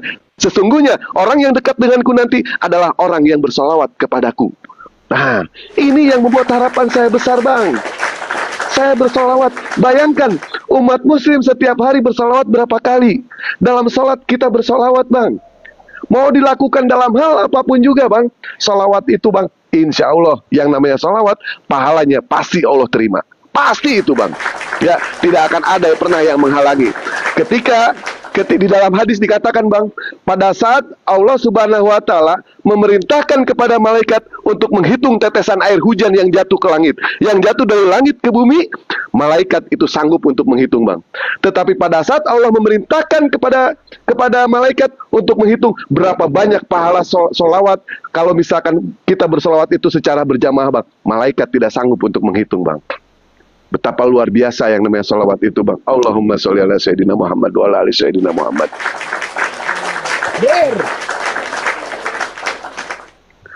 Itu bang yang membuat harapan saya besar untuk masuk ke dalam surganya Allah. Saya bersolawat bang. Saya melaksanakan yang namanya sholat. Belum tentu bang sholat saya diterima. Tetapi Allah tidak melihat itu. Allah melihat yang namanya perjuangan kita. Allah melihat yang namanya usaha kita bang. Pada saat kita melaksanakan yang namanya puasa, belum tentu itu juga diterima. Pada saat kita melaksanakan zakat, belum tentu juga diterima bang. Maka dari itu, Dewa menyarankan kepada umat muslim, bersalawatlah kepada Rasulullah SAW setelah sholat. Ya, setelah sholat. Bersalawat kepada beliau. Ya, itulah makna dari yang namanya salawat bang. Silakan bang. Oke.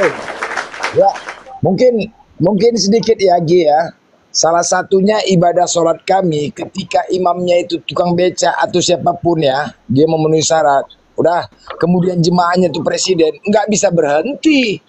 Terus jemaahnya paling belakang nggak bisa. Itulah Islam itu tidak pernah memandang siapapun, baik kaya miskin, nggak pernah memandang. Jangan mentang-mentang dia presiden, terus dia di depan, nggak ada, sap belakang, nggak ada berhenti. Itulah Islam, keren nggak? Beda. Iya iya. Dengan walaupun pangkatnya kalau dia sholatnya ketinggalan itu ya kan di belakang dia. Iya belakang, mau dia presiden pun sekalipun. Iya. Peduli. Itulah yang saya salutin sama ibadah orang Islam itu, bukan rapinya doang, teratur gitu. Betul itu. Orang biasa juga kalau bisa imam ya di depan mau benar, yes. Itu yang saya salutin, nggak mandang pangkatnya apa. Nggak mandang, itulah Islam. Itulah kerennya Islam, nggak mandang. Walaupun di bawah siapa nggak memandang. Itulah Tuhan untuk seluruhnya tanpa memandang. Artinya itu adil. Beda dulu kalau ke gereja perpuluhan, yang paling banyak perpuluhan duduk depan, kalau nggak belakang, bersera, ya kan? Iya, ketika masuk tempat ibadah, alas kaki dilepas. Yes. Itu kan menunjukkan itu tempat itu kan kesucian. Yes, benar. Ben. Mereka lebih menghormati rumah sendiri bang Blen. Ya, lebih menghormati rumah sendiri daripada rumah ibadah. Yes. Mereka masuk rumah sendiri, mereka lepas sendal. Ketika mereka masuk rumah ibadah, sendal mereka pakai. Kan ini kan tidak pantas seperti itu, Bang David. Betul tidak? Iya. Iya. Bang. Apakah masuk Muslim ada jaminan keselamatan ya, Bang? Muslim, Islam aja artinya udah selamat, Bang. Islam artinya udah selamat. Mau ngapain abang minta ayat-ayat? Islam artinya selamat, Bang. Tidak seperti ajaran-ajaran agama-agama yang lain, Bang. Hanya diperuntukkan untuk kaumnya. Seperti halnya Yahudi. Yahudi untuk siapa, Bang? Untuk keturunannya Bani Yakob. Seperti halnya Yesus Nasrani. Nasrani itu apa, Bang? Nasrani itu hanya diperuntukkan untuk orang-orang dari Nazaret. Sementara Islam netral, Bang. Islam artinya selamat. Siapapun juga yang mau selamat, silakan masuk Islam. Yang tidak mau selamat, silakan keluar dari Islam. Maknanya udah selamat, Bang. Tapi Kristen, aduh kalau saya bawa ayat, Bang, diusir, Bang. Kasihan. Diusir. Mau sebaik apapun abang, Bang. Yang namanya abang tidak mengimani kedatangan Rasulullah ketika kami sudah mengabarkan, tidak ada tempat, Bang, di surga. Tidak ada tempat, Bang. Ya, sebaik apapun dia, agama manapun juga, sebaik apapun dia, tidak ada tempat di surga. Karena standar di Islam, standar keselamatan Islam bukanlah kebaikan, tapi standar Islam itu adalah kebenaran. Yang namanya kebenaran sudah pasti baik, yang namanya baik belum tentu itu benar. Makanya kebenaran dulu, Bang. Ya. Iya, Bang, soalnya saya juga kan pernah dengar cerita-cerita Islam ya kan, Bang, itu mereka bilang waktu beliau dilahirkan itu mukjizatnya sangat besar, Bang. Mujizat, baik, kita bicara mujizat sekarang, Bang, ya. Baik. Kalau misalkan toh, Bang, ya, abang ini seorang ateis, Bang. Abang adalah seorang ateis. Apakah abang bisa percaya informasi yang ada di dalam Bible, yang mengatakan Yesus bisa menghidupkan orang mati lah, Nabi Daud bisa beginilah, Nabi Adam bisa beginilah, sementara jejaknya kita tidak tahu, Bang. Tidak ada sama sekali, Bang. Karena mujizat yang diberikan oleh para nabi itu sifatnya kontemporer, Bang, semuanya. Hanya sifatnya sementara, ya. Semua sudah Allah angkat. Nabi Sulaiman alaihissalam yang konon beliau punya kendaraan yang terbuat dari angin, mana kendaraannya sekarang, Bang? Masih ada atau tidak? Sudah tidak ada, Bang. Sudah Allah angkat. Nabi Musa alaihissalam bisa membelah lautan menggunakan tongkat. Tongkatnya masih ada atau tidak? Tongkatnya sudah Allah angkat, Bang. Andaikan tongkatnya itu masih ada, saya siap gadai mertua, Bang. Saya beli itu tongkatnya, Bang. Kalau misalkan tongkatnya masih ada. Nabi Isa alaihissalam Nabi Isa alaihissalam bisa menghidupkan orang yang mati. Mana orang yang matinya? Masih ada atau tidak? Sudah tidak ada, Bang. Nabi Isa bisa menghidupkan penyakit lepra, penyakit lepra, penyakit lumpuh, yang buta bisa melihat. Itu semuanya itu sudah tidak ada, Bang. Sifatnya kontemporer karena semua para mujizat para nabi sudah Allah angkat semuanya. Tetapi yang luar biasa, Bang, ada satu mujizat yang tidak akan pernah Allah angkat, Bang. Bukan hanya bisa kita lihat, tapi bisa diwariskan kepada kita semua. Apa itu? Al-Quranul Karim. Inilah mujizat terbesar yang tidak pernah Allah angkat sampai hari kiamat, Bang. Ya, bahkan saya beberapa kali menantang, ya, ketika saya di koma, berapa kali menantang di dalam surah Al-Baqarah, andaikan Al-Quran bukan datang dari sisi Allah, buatkan ayat semisal Al-Quran, satu surah aja. Allah tantang itu. 1439 tahun yang lalu sudah berlalu, tidak ada satupun di zaman sekarang orang yang bisa membuat ayat semisal Al-Quran. Kalau andaikan ada yang bisa membuat ayat semisal Al-Quran, Bang, hari ini saya jadi ateis, Bang. Hari ini saya akan murtad, Bang. Kenapa saya berani mengatakan demikian? Kenapa seorang Mahadewa berani mengatakan demikian? Karena Allah sudah menjamin, Bang. Kalau Allah sudah menjamin, akal manusia mana yang bisa sanggup membuat ayat semisal Al-Quran? Kalau Allah sudah menggaransi itu semua, pikiran manusia mana yang sanggup membuat ayat semisal Al-Quran? Allah mengatakan, andaikan kamu tidak sanggup seorang diri, maju lu semua. Dari mulai insinyur sampai tukang kondensor, dari mulai dokter sampai tukang beca, dari mulai profesor sampai siapapun juga, bahkan semua dikumpulkan sama Allah. Silakan buatkan ayat semisal Al-Quran. Ini dengan kata lain, Bang, bahasa Allah ini bahasa sombong, Bang, kalau Abang pengen tahu. Kalau misalkan saya bertanding dengan Bang Blender berani nggak berantem dengan saya? Andaikan saya kalah, saya siap jadi budak Bang Blender. Andaikan Bang Blender itu kalah, Bang Blender harus jadi budak saya. Apakah itu fair? Itu fair, Bang. 1 lawan 1. Tapi Allah dengan jelas mengatakan, kalau lu nggak sanggup seorang diri, maju lu semua, kata Allah. Maju semua. Ada nggak yang sanggup, Bang? Tidak ada, Bang. Ada nggak yang mencoba-coba? Banyak, Bang. Yang mencoba membuat ayat semisal Al-Quran. Tidak ada satupun yang sanggup, Bang. Dulu. Di zaman Rasulullah, ada trio wek-wek, Bang. Ada trio wek-wek. Namanya Al-Anas bin Malik, Abu Sofyan, sama Abu Jahal. Ini 3 orang ini ingin membuat yang namanya ayat tandingan berupa Al-Quran. Sampai-sampai mereka kumpulkan semua penyair-penyair yang ada di Mekah, yang ada di Jazirah Arab untuk menandingi yang namanya Al-Quran. Mereka tidak sanggup, Bang. Tidak sanggup mereka, Bang, satupun juga. Apalagi di zaman sekarang, Bang. Silakan Abang carikan ya. Carikan. Ada orang yang mampu membuat ayat semisal Al-Quran. Saya tidak akan menunggu lama. 1 keluarga saya murtad, Bang. 1 keluarga saya murtad. Hari ini. Nggak perlu nunggu-nunggu lama, Bang. Inilah ayat yang luar biasa, Bang. Ayat spektakuler di dalam Al-Quran yang tidak akan pernah terbantahkan, Bang. Ini adalah salah satu bukti mujizat yang diberikan oleh Allah melalui baginda Rasulullah SAW. Bukan hanya bisa dilihat sama Abang, bahkan bisa diwariskan kepada kami sebagai umat Muslim, Bang. Mantap itu, Bang, baru. Ya. Apa yang kurang di dalam Islam, Bang? Semua lengkap, Bang, di dalam Islam. Mujizat semua Allah angkat, hanya Al-Quran yang tidak pernah Allah angkat sampai kapanpun juga, Bang. Sampai hari kiamat. Hehehe. Allahu Akbar. Gitu, Bang. Silakan. Mau tema apa lagi?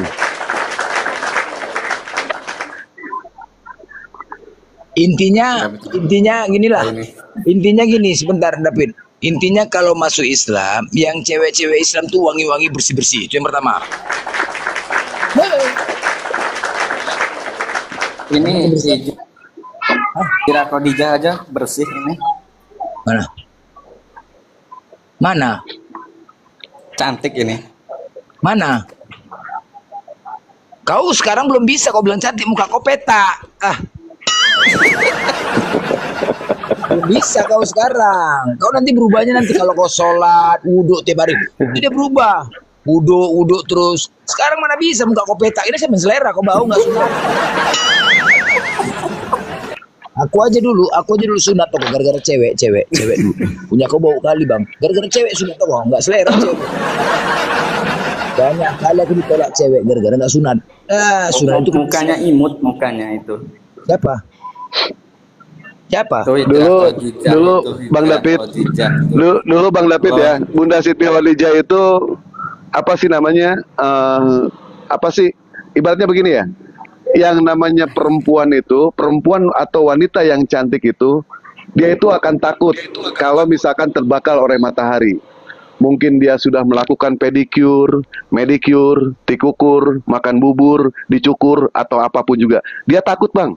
Takut dia itu keluar rumah karena tersengat oleh sengatan matahari.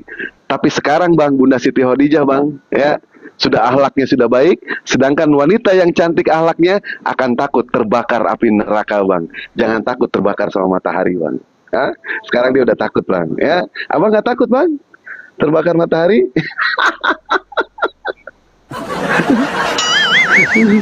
Yang ini loh nih, yang ada di sini loh, ini nih. Iya, tahu.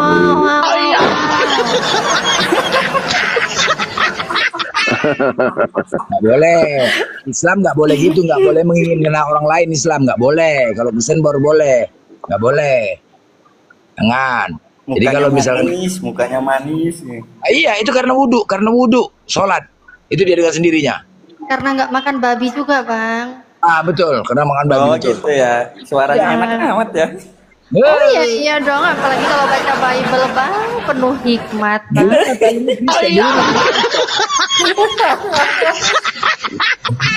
Terguncang aku. Dulu Natali Kristen ya dulu. Masuk Islam. Aduh. Masa sih? Iya. Wah, bukannya Islam lahir. Salah kok. Belum tahu dia, Bang Blender, belum tahu. Iya. Kasih tahu dong, cantik. Ya. Jangan, udah punya suami, jangan boleh. Kalau Kristen baru boleh, ini udah punya suami, jangan. Jangan. Nggak boleh menginginkan hak orang lain di Islam. Dia pengen tahu aja bener apa enggak dulunya Ya, Kristen gitu ya Bang David ya. Kalau kau nanti tengok cantik, syarat lo, syarat, berani. Hah? Janganlah, jangan gitulah. Jadi kau mau ngapain nengok? Artinya gini David, udah itu semuanya ya nikmat dari Allah. Kalau kau benar-benar bertuhankan Tuhan yang benar, meminta kepada Tuhan yang benar, insya Allah pasti akan dipenuhi keinginanmu. Itu dia. Kalau Tuhan yang benar, kalau Tuhanmu salah, gimana mau dipenuhi? Lakukan kewajibannya, berdoa kepada Tuhan yang benar, maka keinginan kau pasti akan dipenuhi. Itu dia. Cuman memang harus dengan sabar, nggak langsung macam iklan. Minum obat langsung sembuh, enggak lah. Semuanya kan berproses. Paham David? Bang Iya, David. Bang Blender. Bang David. Kalau Bang David emang mau masuk Islam, tadi kan banyak belajar tuh ya. Sebenarnya nggak usah terlalu banyak dipikir. Nanti aku mampu nggak jalanin rukun Islam? Aku mampu nggak itu semua? Sholat bisa apa enggak? Semuanya full Arab. Aku cuma Indonesia gitu kan, nggak ngerti bahasanya Arab.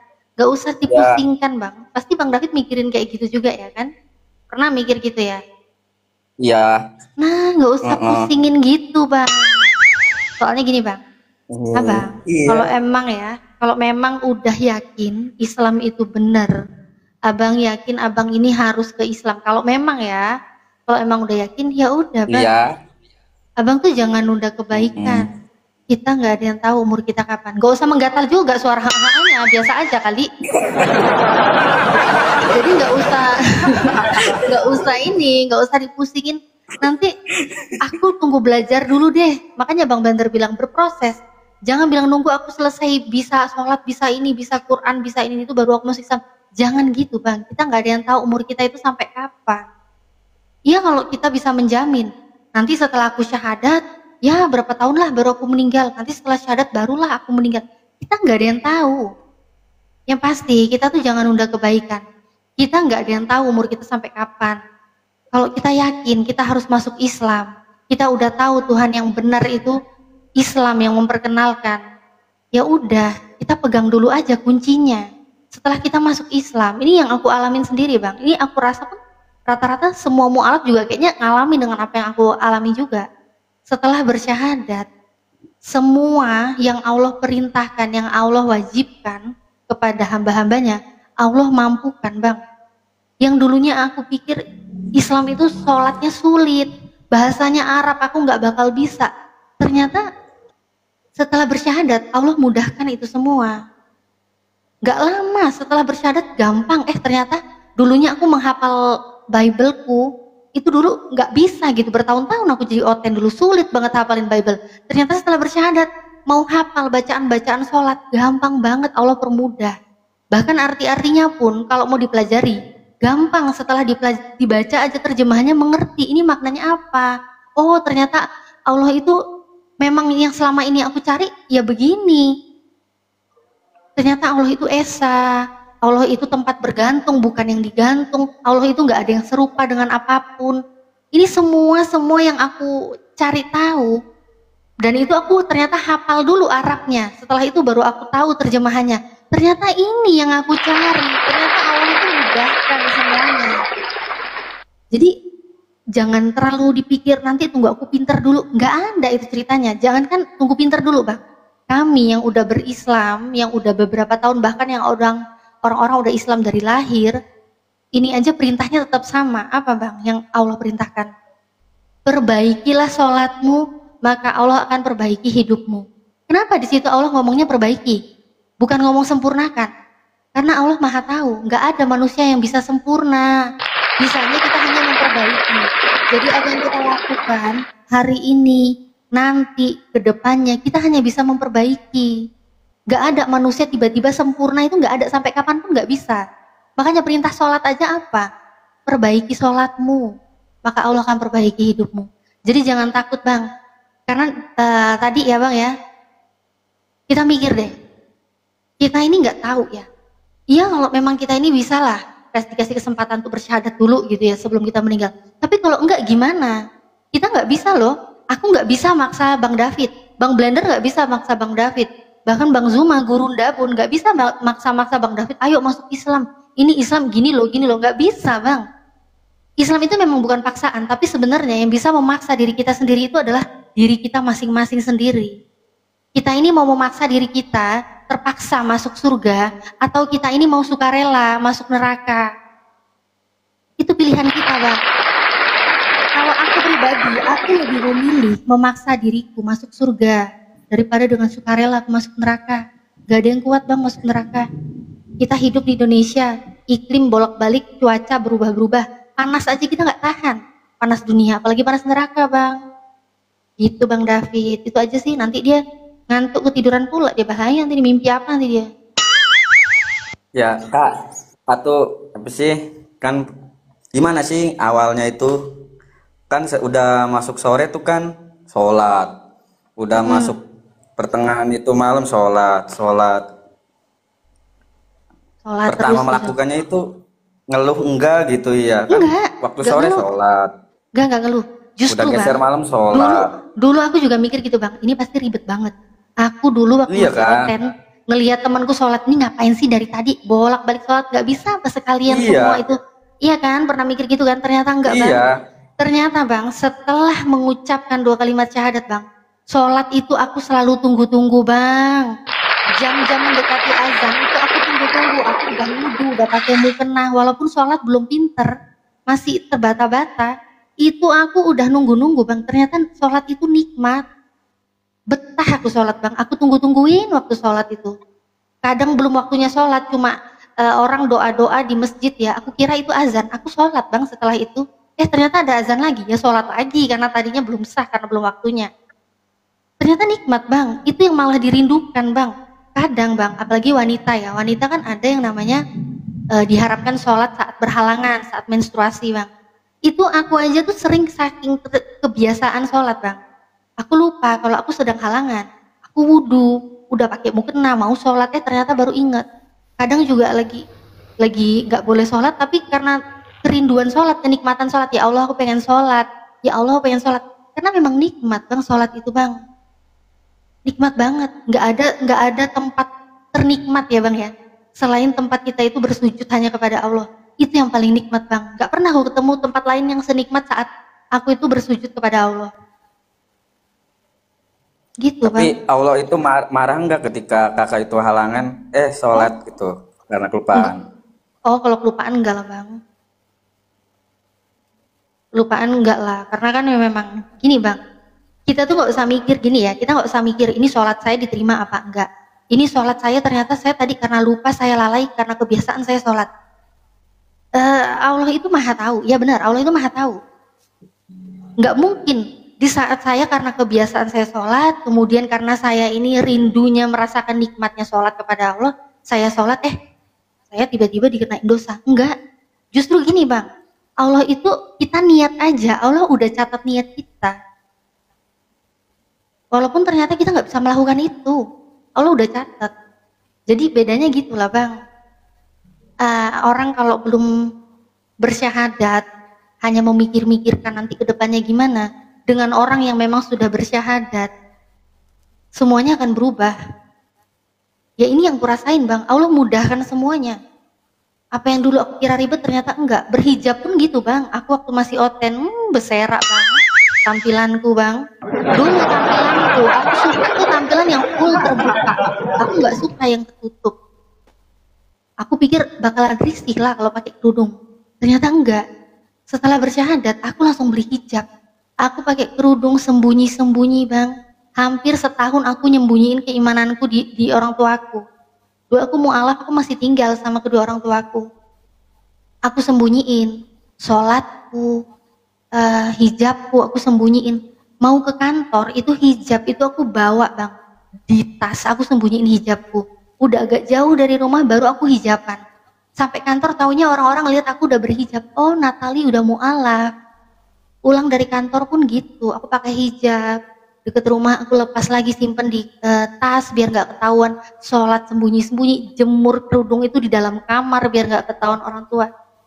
Demi menyembunyikan iman gitu Bang. Nah, tapi apa ya Bang ya? apa yang dirasakan, apa yang dilakukan itu semuanya nikmat gitu loh Bang. Gak ada yang merasa kayak ini tertekan, ini gimana, ini ribet. Yang ada Bang, aku setelah berhijab, di saat aku buka pasang itu Bang, di saat aku takut orang tua aku tahu gitu ya, tahunya kan karena aku takut orang tua aku sedih gitu ya Bang ya kalau aku udah Islam. Itu aku ngerasa risih loh Bang, saat aku membuka hijabku di jalan, udah deket rumah, itu orang ngeliatin aku tuh udah kayak, ya Allah ampuni aku, ya Allah ampuni aku udah dilihat orang, auratku kelihatan lagi, ya Allah ampuni aku. Ya udah, yang penting pikiranku, Allah itu maha tahu, Allah maha pengampun, aku maksimalkan sebisa aku, itu aja yang bisa aku lakukan, karena aku cuma hamba, cuma berusaha untuk taat dengan apa yang Allah perintahkan. Itu aja Bang. Jadi tapi kalau orang tua kakak sekarang ya ikut masih malam Kristen, juga. enggak, masih Kristen sampai sekarang. Waduh. Dua-duanya masih Kristen. Waduh, berdoalah. Waduh katanya. Kenapa Bang waduh? Ngeri ya masih Kristen, ngeri ya. Ya, Makanya, ya itulah. Dengan sendiri coba gini, David, anak-anak umur 5 tahun, 6 tahun bisa menghafal Al-Quran, coba kebayang nggak? Sedangkan dia tidak bisa bahasa Arab. Nah itulah. Jadi memang itulah benar-benar dari Tuhan yang benar. Allah Tuhan yang menuntunnya. Nggak kebayang itu. Tapi tengok di RCTI itu kan, pembacaan habis Quran itu. Anak-anak semua. Bulan Ramadan itu. Jutaan orang loh, anak-anak loh. Kalau dipikir-pikir dia belum bisa bahasa Arab. Nah itulah. Coba hafal Bible. Waduh, berserak, nggak hafal-hafal. Marilah memuaskan. Waduh, berserak. Iya, itulah Islam itu keren. Makanya kalau coba hafal itu, kalau benar-benar Tuhan, kitab itu datang benar-benar dari Tuhan yang benar, dari Allah. Itu aja. Makanya semuanya udah dijalankan gini. Contoh, Islam itu banyak aturan. Tahu Tuhan itu maha tahu dengan manusia. Manusia ini punya hawa nafsu, ya kan? Hawa nafsu inilah yang membuat kita bahaya. Nah makanya sholat itu mencegah perbuatan keji dan mungkar. Ketika kau melaksanakan sholat, terhindar dari perbuatan keji dan mungkar. Makanya satu hari 5 kali, 5 waktu kan. Bagaimana mungkin dikatakan Islam itu radikal, sedangkan dia ibadahnya sholat untuk mencegah perbuatan keji dan mungkar? Kalau dia laksanakan sholat, pasti akan damai, indah. Ketika kita banyak aturan, contoh sekolah, kau masuk sekolah, sekolahnya bebas, bagaimana hasilnya nanti? Ketika kau masuk ke dalam sekolah yang bebas, hasilnya pun anaknya nggak beres, berantakan. Tapi kalau sekolahnya banyak aturan, ketat aturannya, kan baik untuk anaknya. Itu aja. Nah Islam itu banyak aturan karena apa? Untuk yang baik. Itu dia. Coba sholat, puasa itu membuat apa ya, mencegah perbuatan hawa nafsu, dia mengendalikan hawa nafsu. Puasa itu kan mengendalikan diri dari emosi kan. Kalau sudah terbiasa puasa, udahlah, sabar aja bawaannya kan. Sabar kita melihat makanan, sabar kita menahan haus, sabar kita menahan makan, kan kesabaran itu. Nah itulah dia, itu kan untuk pengendalian diri kan, bagus kan untuk diri. Belum lagi sholat itu untuk ibadah, belum lagi banyak dari segi kesehatan lah, banyak lah. Belum lagi sholat itu, coba bayangkanlah. Ketika Allah memerintahkan sembahlah aku, laksanakan sholat. Tahu nggak kok? Bagaimana waktu ini diatur ya, dari timur ke ini kan. Tempat Bang Juma udah sholat asar, tempat kami di Medan nanti, Aceh terakhir. Seluruh dunia loh, azan berkumandang tiada henti, keliling. Coba bayangkan siapa yang bisa mengatur. Allahu Akbar, Allahu Akbar, Allahu Akbar, Allahu Akbar. Daerah timur, la ilaha illallah. Masuk lagi daerah, terus berputar itu. Azan berkumandang, bayangkan, nggak ada hentinya. Ketika Allah memerintahkan untuk sholat, jadwal dan ketentuan ibadah sholat kami ditentukan dari langit dan bumi.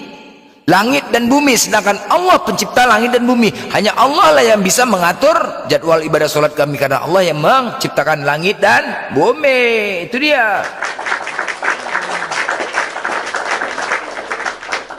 Mana ada ajaran kebencian kayak ke Petra di bawah, nafsu Muhammad sama bocil. Kayak inilah ajaran kasih. Ajaran kasih tapping-tapping di bawah Kristen. Inikah ajaran kasih? Seperti ini kah? Nggak ada itu. Ajaran apa? Ajaran kayak gini. Kita tidak ada menghina agamanya, dia tapping di bawah nggak benar. Itu ajaran kasih? Kan enggak kan? Nah, bagaimana? Justru makin banyak yang mualaf karena tinggal-tinggal Kristen sendiri. Ajaran kasih apa? Kasih sempak. Ajaran kasih itu sebenarnya nggak perlu tampar pipi kiri kasih pipi kanan, tapi menunjukkan akhlak yang tidak baik. Makanya Kristen itu bebas melakukan apa saja karena dosa sudah tebus. Ya kau lah bebas kan? Tapi suatu saat, tapi percayalah, di dalam kekristenan itu hatimu nggak pernah tenang. Benar nggak David? Ya. Ada rasa, ada. Allah Tuhan itu maha baik. Allah itu pastilah mengetuk hati kalian. Salah satunya apa? David, diketuknya hatimu ketika melihat orang lagi melaksanakan sholat.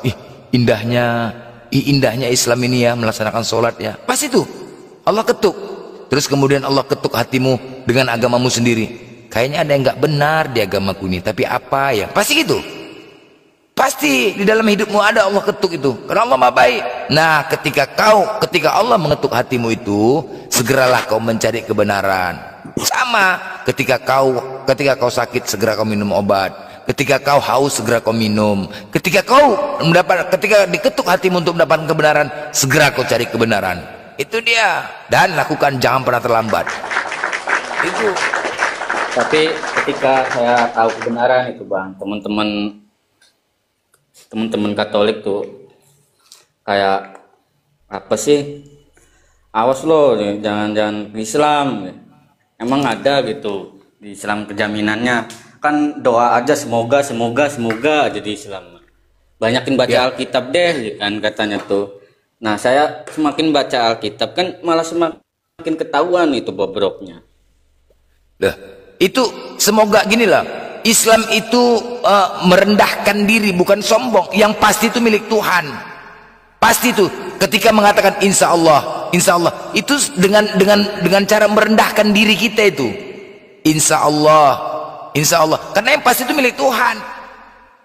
Ya, makanya kita semoga, kita berharap. Insya Allah. Walaupun itu pasti walaupun dikatakan itu pasti, tetapi tetap kita mengatakan insya Allah. Nah itulah. Walaupun pasti. Itu untuk merendahkan diri karena kita memang berserah diri kepada Allah. Itulah intinya inilah. Satu-satunya agama yang disebut agama cuman Islam. Apakah Kristen disebut agama? No. Tuhan itu untuk seluruh manusia. Kristen hanya untuk apa? Kalangan pengikut Yesus. Yahudi dari mana? Yehuda. Kalangan Yahudi sekelompok. Hindu sekelompok, Hinduisme. Buddha sekelompok. Enggak seluruhnya kan? Islam selamat. Satu agama selamat. Kalau kamu mau selamat, masuklah ke dalam Islam. Ya. Kalau kau ingin selamat, masuk ke dalam Islam. Islam itu untuk seluruh manusia tanpa ada membeda-bedakan, tanpa ada kelompok-kelompok. Kalau Kristen hanya diakui pengikut Yesus saja. Bagaimana dengan yang lain? Diakuin kan? Islam kan tidak pernah memandang kaya, miskin, baik, buruk, cacat, normal, nggak pernah memandang. Semua sama di mata Allah. Nah, itulah Islam. Buktinya dari sholat tadi itu kan, semua mengarah sama ke kiblat. Mau siapapun, mau dari Brazil, mau dari Amerika, kiblatnya satu, arah satu, demi untuk persatuan Islam. Itu satu kiblatnya. Oten kiblatnya kemana? Dang ding dang gereja dang. Ya, itulah jelas sekali. Kalau Islam jelas lah. Apalagi Nabi Muhammad, nabinya pun jelas, ya kan? Silsilahnya pun jelas. Silsilahnya, arkeolognya jelas. Kita agama, ketika kau membaca kau di kitab. Tengok aslinya, pergi ke Mekah sana. Apa yang tertulis sejarahnya ada nggak? Ada. Mana rumah Nabi, Gua Hiro itu sejarahnya kayak mana? Ditonton ratusan orang. Kan artinya mana dari tertulis dan faktanya? Ada. Coba Yesus, penyalipan Yesus. Coba kau ketik di YouTube. Penyalipan Yesus di Golgota. Tukang tambal ban yang keluar. Perhatikanlah coba. Ketiklah di YouTube penyalipan Yesus di Golgota. Kok tukang tambal ban? Aku bingung dari mana jalannya. Ku cari, ku ketik di Google salib Yesus kok di Golgota Tarutung, kok pindah ke Tarutung. Kok nggak ada di Golgota, nggak ada sejarah. Tanpa adanya penyalipan maka tidak ada Yesus, kan gitu. Ini kemana? Ku cari salibnya ini kemana? Di Tarutung udah pindah rupanya. Aduh, kapan pindah ke Tarutung? Ya kan? Makanya coba perhatikan di YouTube, ya kan? Carilah, nggak ada kan?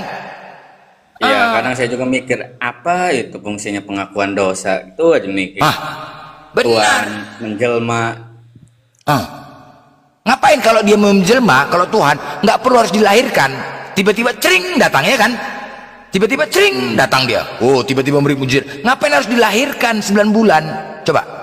Ngapain? Oh, iya. Ya kan? Kalau memang Tuhan dia bisa berbuat apa-apa. Kotor.